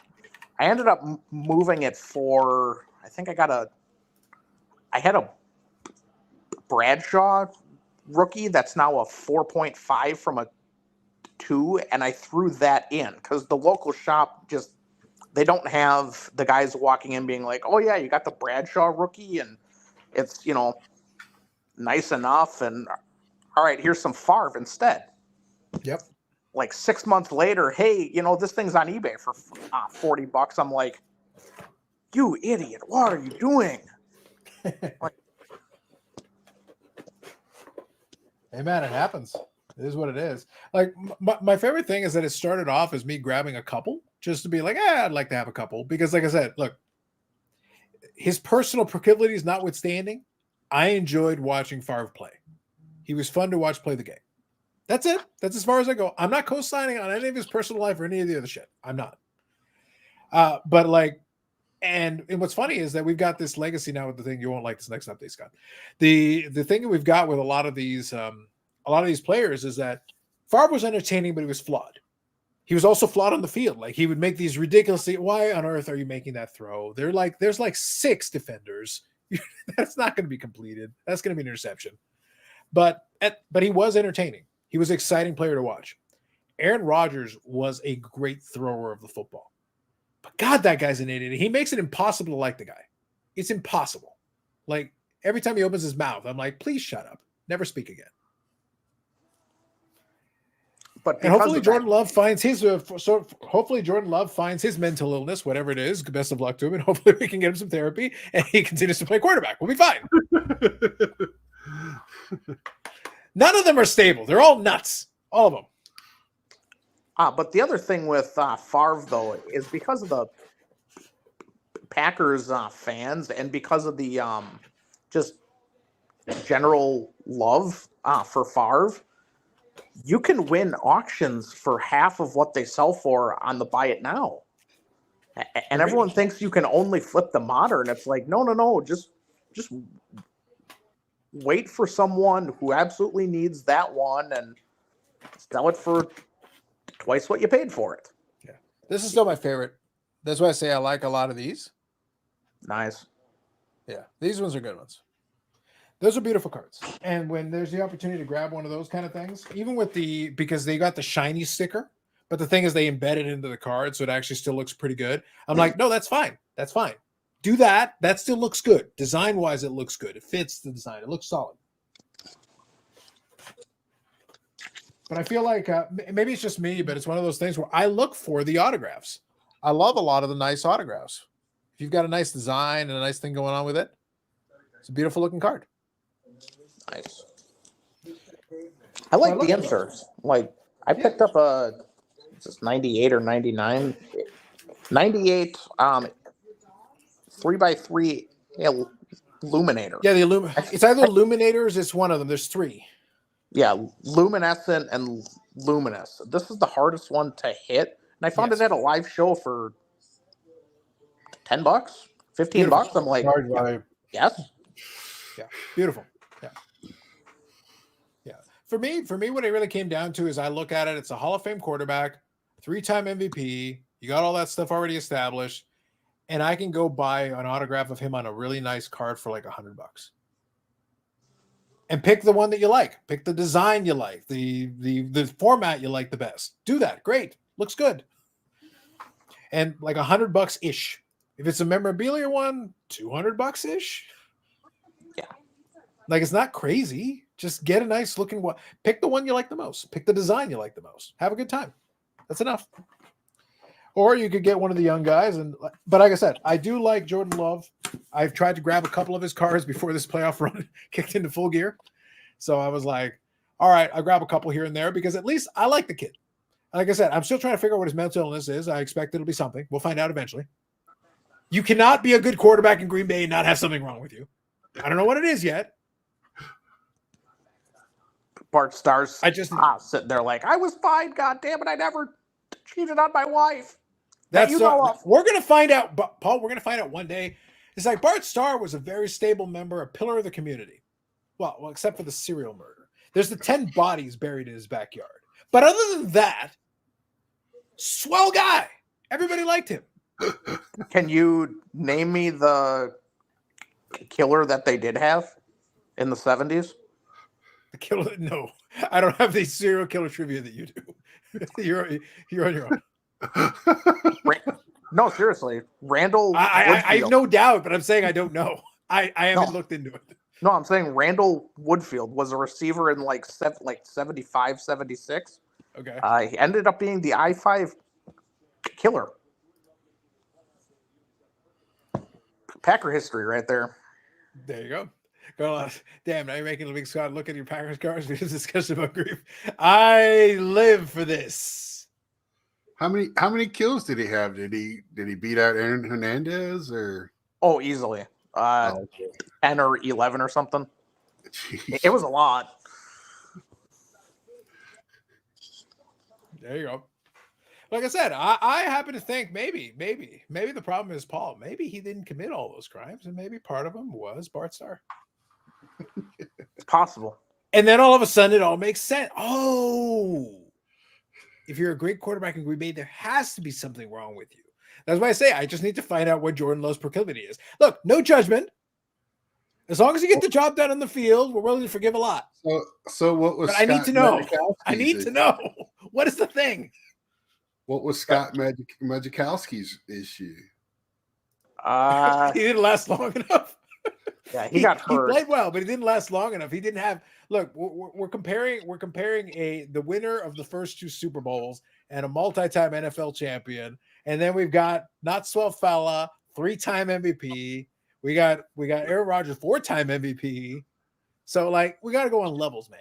The Magic Man was cool, but like there's levels to this. I got an autograph of him somewhere. Okay. You got to elevate Man? a little bit. If he had won a couple of MVPs, I'm sure he would have killed somebody or something. Been fine.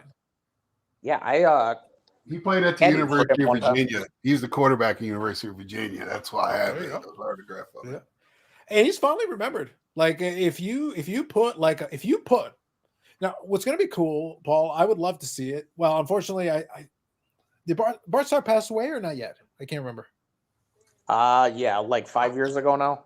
Yeah. So unfortunately, you'll never get a chance. It would have been cool to have now that Jordan Love looks like he's going to be hanging around for a while. Unfortunately, we won't get that chance now. Well, maybe with a cut you could do it. It'd be kind of cool to have, your Bart Leaf, Starr. get on it. Yeah, Leaf will get on it. You could have a Bart Starr, Magic Man. There's my Packer. Yeah. Oh, Don an Obsidian. Majikowski. Nice. All right. So then you could have 5. You could have 5 autographs. I'm actually on the hunt for a Packer autograph that should be on that list here soon. Is that right? It's at auction right now from one of the agencies that sometimes shills their shit, and we'll see how it goes. I played against William Henderson. He's a Packer, winning Super Bowls, fullback. There I remember you go. him. I'm actually curious. Retrospectively, does anybody know what the over/under was on this game before kickoff? Kind of curious now. Gosh. I'm pretty comfortable we cleared the over. Comfortable. Oh, I'm sure I'm it's I'm gonna say it's in the 50s, but I don't. I would have to didn't look. assume, yeah.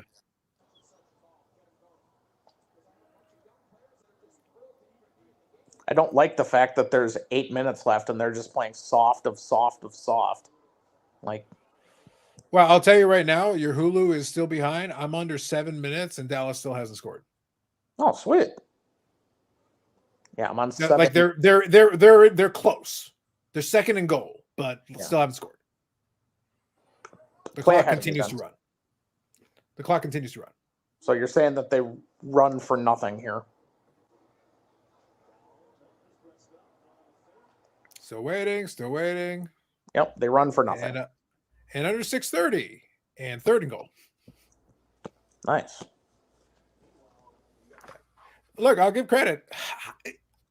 So what's funny, Scott, is one of the conversations in in the podcast that I mentioned to you that I listened to is they obviously one of the points of discussion is Joe Barry and our undying love of Joe Barry. And by that I mean no.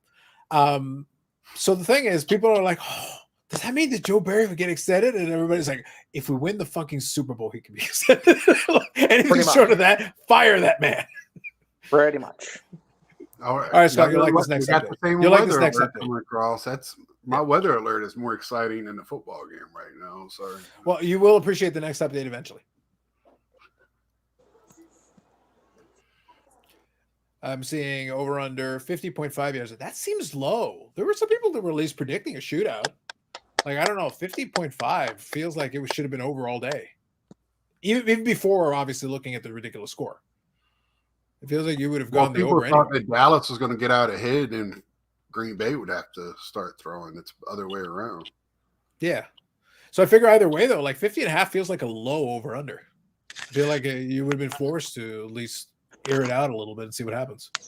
Especially for turf and inside at, I don't know, 70 or whatever it is inside there. Yeah, no. The thing about this game is that if you're looking at it, like, you're in perfect conditions. You're indoors, you got a dome, you're climate controlled, you're super comfortable. The offenses, in theory, could just run and wreak havoc as long as the turf is good. As long as they didn't add oil to the turf, you're probably all right. You should have great footing all over the place. Shouldn't be a problem.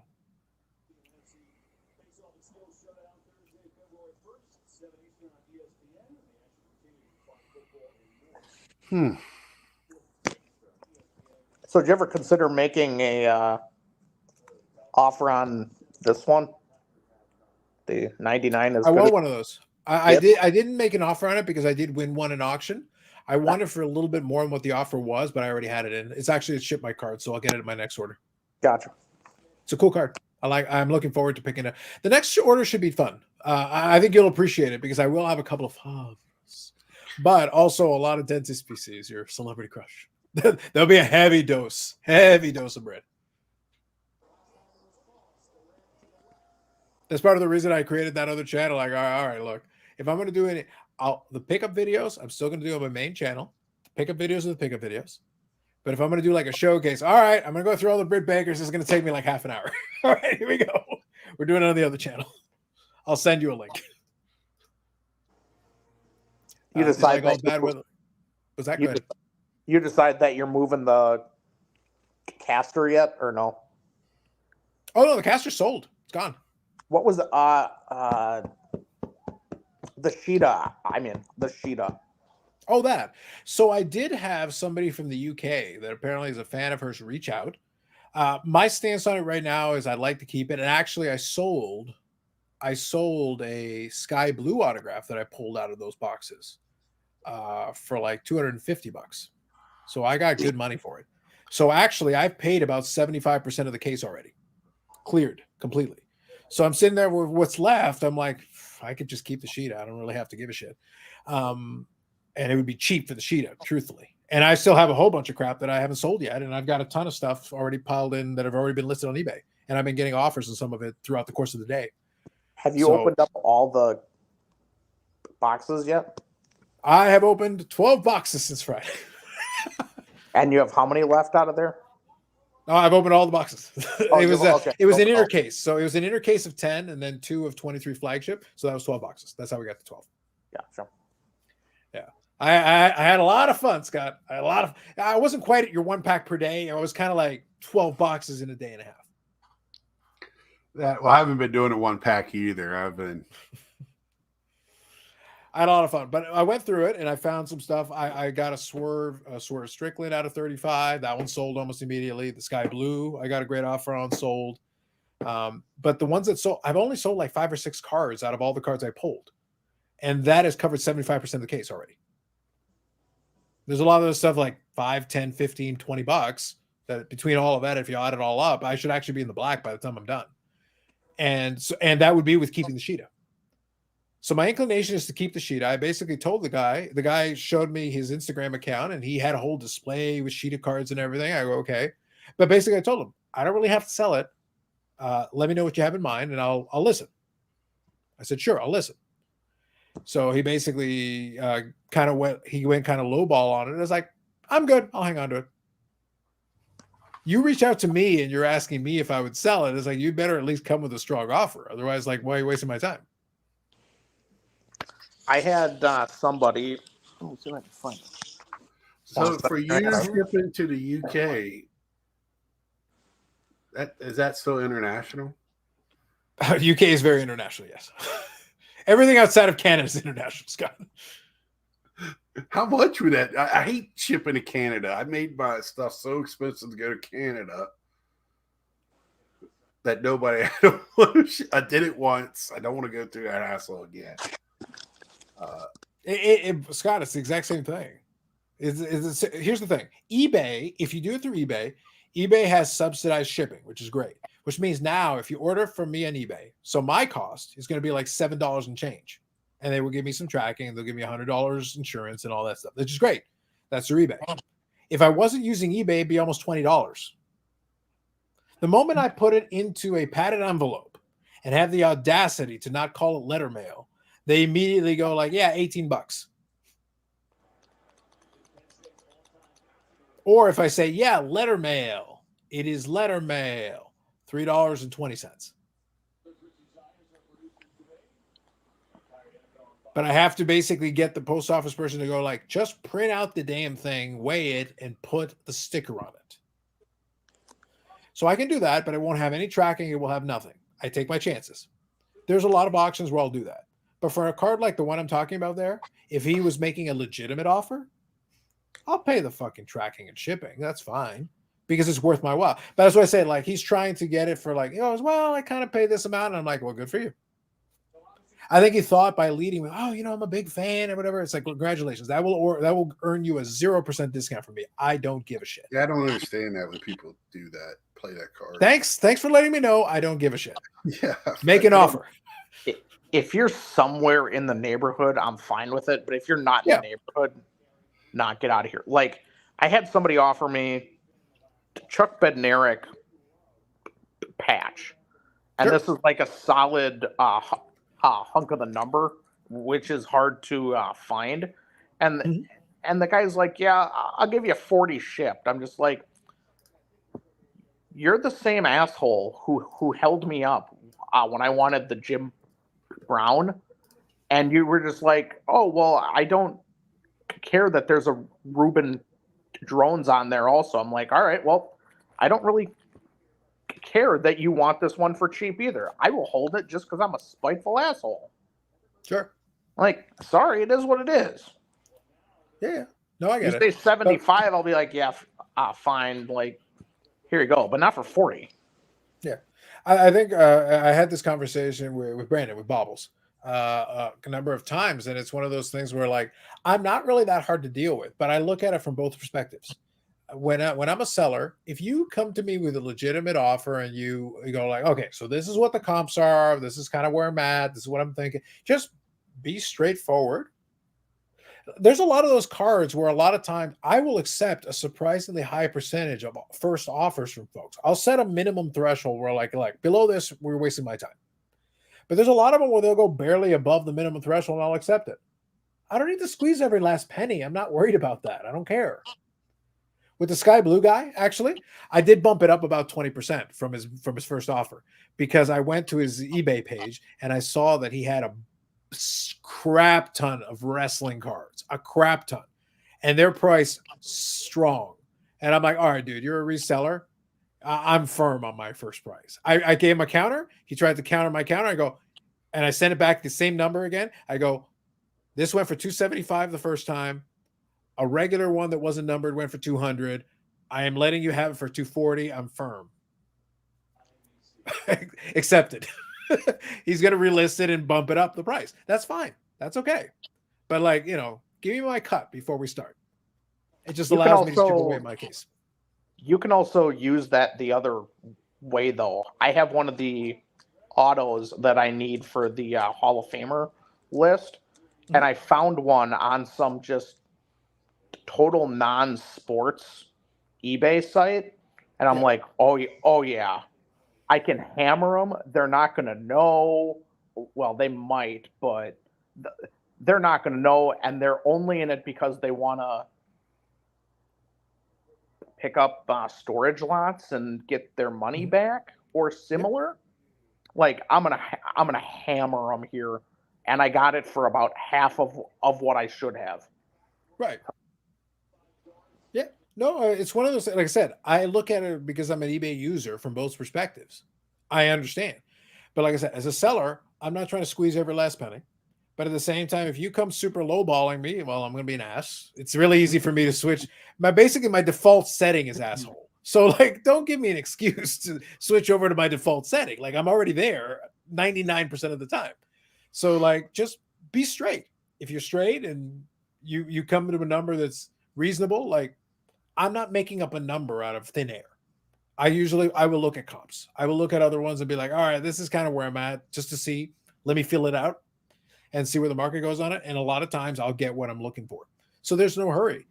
But with the Sheeta guy, it was like, dude, I said right off the bat, I don't need to sell this shit. Now, if he had come to me strong, other side of the equation, I actually had this happen this past week. I had a Britt Baker card that I had talked to the guy about. He had actually reached out to me and he said, well, would you like to do a deal off eBay? He reached out to me to ask. I said, okay. And I said, what do you have in mind? And it was from the metal. It was the premium, and it was the green version out of 10. Nice card. I'm like, all right, I'm interested. Sure. So he goes, I'd like to do 270 US. And I said, I'll do 240. And he goes, well, I don't know. I'm kind of stuck on 270. I said, okay. But literally my next words to him, I go, this is because I'm interested in getting the copy now. Later on, EPAC's going to come out and all that. The price is going to drop. This is my strongest offer. It will not get higher.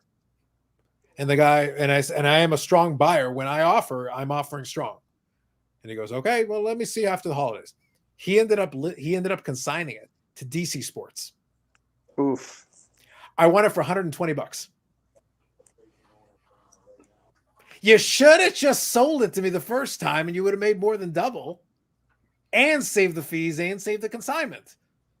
My dude, I offered you the primrose path to the easy street. Well, okay, fine. I'll buy it. I wanted an auction, straight open auction for $120. And now it's mine. Okay. Thanks. That's one of the nice things about DC 87, Probstein, ComC auctions, or whatever. They do not want the negative feedback because we didn't ship it because the price went so low. Yep. Oh, they show this, that, and the other thing. All right, fine. Set your price, live with it, but you're also going to steal some shit. Yeah. But look, at the end of the day, I've gotten some good deals from DC, but I think the guy didn't understand that the market has softened on the AEW cards so much. So it's like, dude, I am offering you way stronger. I really don't have to offer you that much because I could just let it rot until you get bored of it. And in 6 months after E-Pack has come out and it's down to like $80. To be clear, it's not going to go up from here. It's going to go down. There will be a time that probably will be sub $100. Somebody will get a copy. Who is this again? This is Britt. Gotcha. The market has softened on all of them. Like even MJF has taken a hit on some of the big ones. So it's AEW right now is cold. And Upper Deck's product, a lot of it is sitting there. The reason I get my boxes so damn cheap is because they're not moving. They run a card shop. It's not a charity. They're not like, oh man, Carlos, you're so swell. We want to give you the boxes super cheap. They're like, Carlos, you're the only person who fucking give us any money for them. Please take them. Okay. Very well. So I'm buying it by the half case. Well, I think I even brought that up in my little thing, my Saturday thing that didn't release till Sunday for some reason. Where these people want to buy a $900 box and make nothing, or you could go and get something on the cheap and you might have to grind it out, but it's very hard for me right now where the money's at in buying these boxes and flipping. But the thing is, it's not an expectation, Scott. But I think to your original topics concept, you have to understand that it's specific circumstances. You try to come off the street and try to propose that deal, they're going to laugh you out of the store. Right. It's a situation where I know the specific situation. And there are other stores that will do similar type of deals because it was the cash crunch that Wax has created because guess what? If the store doesn't sell it, then it sits there as dead inventory. And then the next set wave of products comes out and they need more cash for that. A lot of stores cannot afford to infinitely keep throwing cash out for product that isn't selling. That doesn't make any damn sense. And the distributors have created this model too, because they said, oh yeah, you got to buy this other shit product. We don't want it. We know you'll never sell it, but you got to buy it. If you want allocation to this one, we know you'll sell. It's extortion. It's right. Ridiculous. It doesn't make any damn sense. And it's not sustainable because eventually it'll break. And then one day they'll wake up and the distributors won't have anybody to sell to. Then what are you going to do? And manufacturers will be in the same boat. Distributor won't be able to buy from you either. So here it says, Paul, I know Paul isn't a modern guy, but I got a Brees Auto, gold auto prism out of 10 for $270. That's just crazy based on the other players and what they're selling for. Brees Hall. Yeah, Brees Hall's nice. I don't know if he hauls. Actually, unfortunately, unless there's somebody that's, generational, I'm just not interested in them at that position. Unless you want one because you want one, which is fine. Like, I have a couple nice Dalvin autos, but that's because I'm a Florida State fan. I like that Carlisle has worked out all the permutations. 1 block field goal attempt, 2 touchdowns, 2 2-point conversions. You got this, Scott. You got this. Here we come. Yeah, I'm trying to figure out why they took Love out on the last series, and now they put him back in to hand the ball off. Technically, they can kind of lose this now. I mean, if they completely fuck around. So you're saying if they trade coaches for like the next 2.5 minutes? Mike McCarthy's like, we're gonna air it out. Why would you? I don't know why you would even throw it. Why stop the clock at all? Here's the thing. If you get a first here, the game is over. Not like might happen, would happen yet. If you get a first on 3rd and 7 here, the game is over. I would consider throwing here versus giving them. They do not do that. Spoiler, they do not do that. Gotcha. Well, hopefully they get the first down, but they do not do that either. Okay, well, 2-minute warning, and they kick it away. So they brought Love in to hand the ball off 3 times. I wonder if Matt LaFleur was doing like he goes, "I love you, McCarthy. Here's a tribute to you." And you're Well, he did pissed throw off. it. If you're gonna throw, why do you run like a rollout? It's not smart. I'm gonna agree. Like Paul, I'm not joking. I look. The reason I referenced the NFC Championship game against Seattle, and the reason why that was the breaking point for me and losing my patience with getting mad at these games, is that I'll see some really stupid shit, and sometimes, like I said, LaFleur is not an idiot, but he'll sometimes have these moments where I'm like, is McCarthy like taking over your soul temporarily? Like, what happened? Is it because you're in the same office as previous? Like, suddenly you're like, I should throw the ball. That's good clock management. Well, Wait a minute. if you're gonna throw it, just say you're gonna throw and go 4 receivers or something. Like, don't run a All 2-man right, Scott. route. So here's a question for you. So we're now thinking Dallas Sports Radio because this is going to be very entertaining. So I'm looking at it right now, and I saw the little stat line. Dak has thrown 51 passes for 333 yards. Like the stat line, so 3 touchdowns and 2 interceptions. Right. Like the stat line looks good, but it's like, yeah. That was a lot of garbage time. You were at under 90 yards at the half. Right. And now we're looking at the second half, and it's like, we're just going to throw.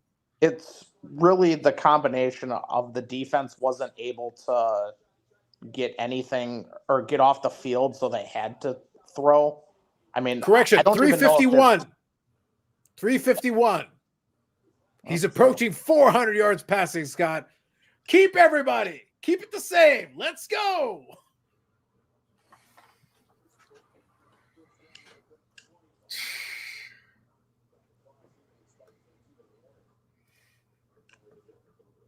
Yeah, this This isn't was even like this was the Skip Bayless run is the one I'm looking forward to almost as much as Stephen A. Smith one. yeah, he's actually the reason I don't watch 3 and 4 letter network analysis anymore. Like It's not analysis, it's just bullshit to get basically clicks.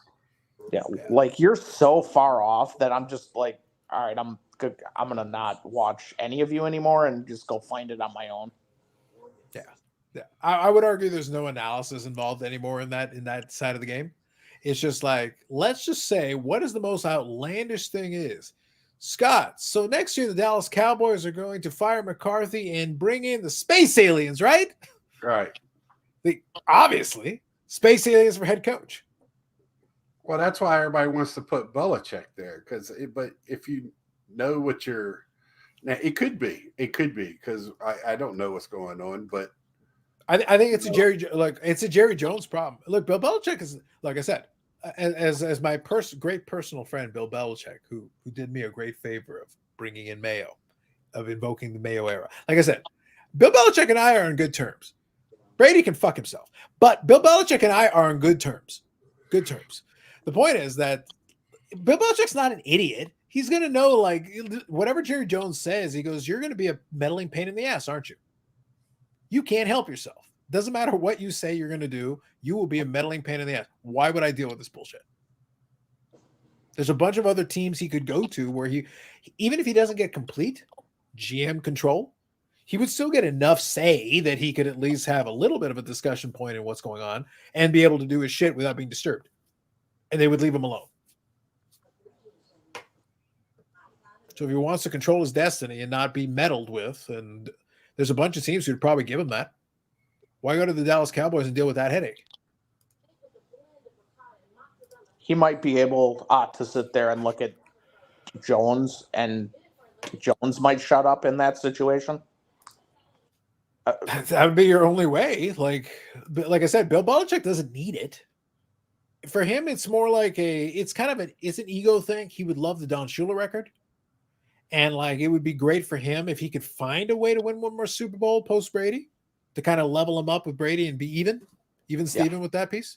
And that's really it. Like, those are the motivating factors. It's the Don Shula record and trying to see if you can get to one more Super Bowl. But technically, he already has more Super Bowl rings, but he'd love one more as a head coach to bring it to even. Because he's got 2 as an assistant coach. So if it's a ring party, he's got more rings. But for ego-wise, he wants one more as a head coach. He wants that Shula record. Yeah. I think he just wants it so that he's got all the things. And like, then he's like, I am the greatest coach that has ever lived. Goodbye. That's right. And then he can go off in the distance and do his thing. Put him in the Hall of Fame, and congratulations. Yeah. He's gonna be an expensive auto when he gets in. Mm-hmm. Well, have you ever seen his autograph though? Like, it's pathetic. His auto's like he literally just prints Bill Belichick. Really, dude? Did you not learn cursive? You're old. You didn't learn cursive in school? Go look up Steve Sables. There you go. It's like he types it out on a 1950s typewriter. He's the one I got last night. Oh, okay, gotcha. It's one of the things that sucks when you need everyone in the Hall of Fame, but it's also super satisfying when you just head through like, yep, I have all of you. Wow, Carlisle going with Greg Maddox's worst auto. I've seen the auto. I don't think Maddox. I don't think it's a great auto, but I can't call it being worse than a lot of these other ones. Like, there's some really brutal autographs, man. That's some new. You know what Jordan Love's autograph players. is? No, do you know what Jordan Love's autograph is? It is like a J and a heart. Right. Yeah. Like, it's truly pathetic. It's literally a heart. It's like a heart emoji. And I'm like, I can get behind it. Well, there's some scribble. Yeah. Look, Paul, to be Who's clear, got the 2 dashes? There's somebody with just like 2 lines. there's probably a That couple came I can out think in of off the top of my head. basketball. What, last year? Oh, year this is before? Scott. This is important for me. I want to see if Dak can get to 400 yards passing. I feel like this is incredibly important. He's at 396 on my feed. We're so close, bros. We're so close. Let's go. 400 yards.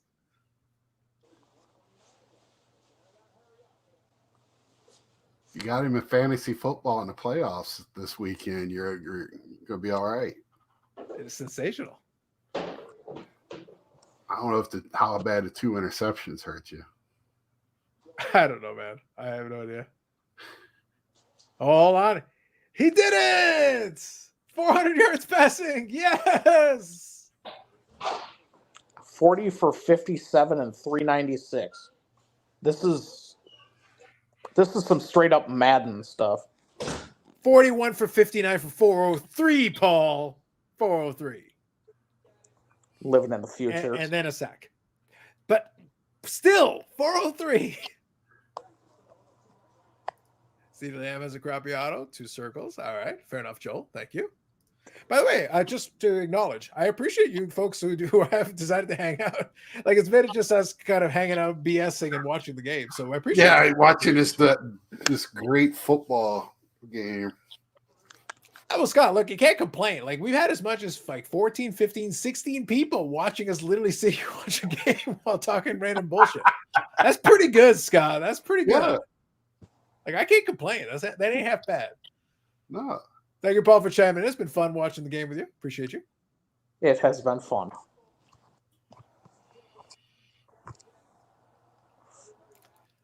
So we'll see. We'll see. For me, this has been a fun season overall. I can't complain. I'm glad that it goes on another week, which is great. I expect San Francisco to come in and take care of business, but you never know. One Purdy party injury away from this being an Eagles situation. Just saying. Look, Paul, all I want. If the NFL scriptwriters are listening, listen to me. All I need is us to beat San Francisco. Let the Lions win. And then the Lions and the Packers play in the NFC Championship. And all the Lions fans try not to light themselves on fire. Do you have any idea what would happen in Detroit if the Packers beat the Lions with a decent team in the NFC Championship, Detroit would be a burning ruin, more so, like more than it currently is, like more so.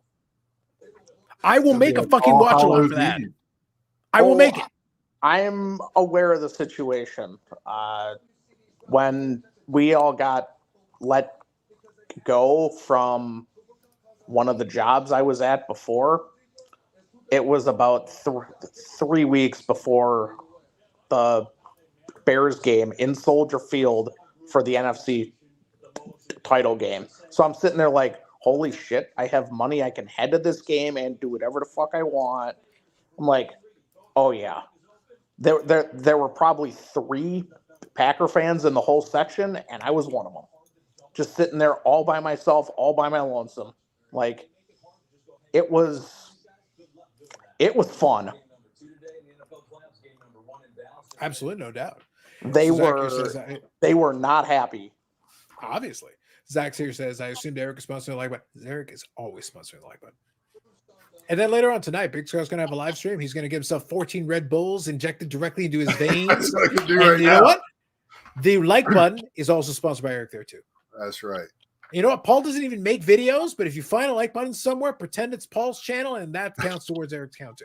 That's right. Just say it as you're hitting it. This is Yeah. Paul's channel. Click it. That's Go right. read the blogs on certain sites. Yeah, will it turn into existence? My content is in written form. Yeah, y'all come over. I'll have Carlos on my channel tonight, and we'll talk. We'll have some good chats. Good stuff.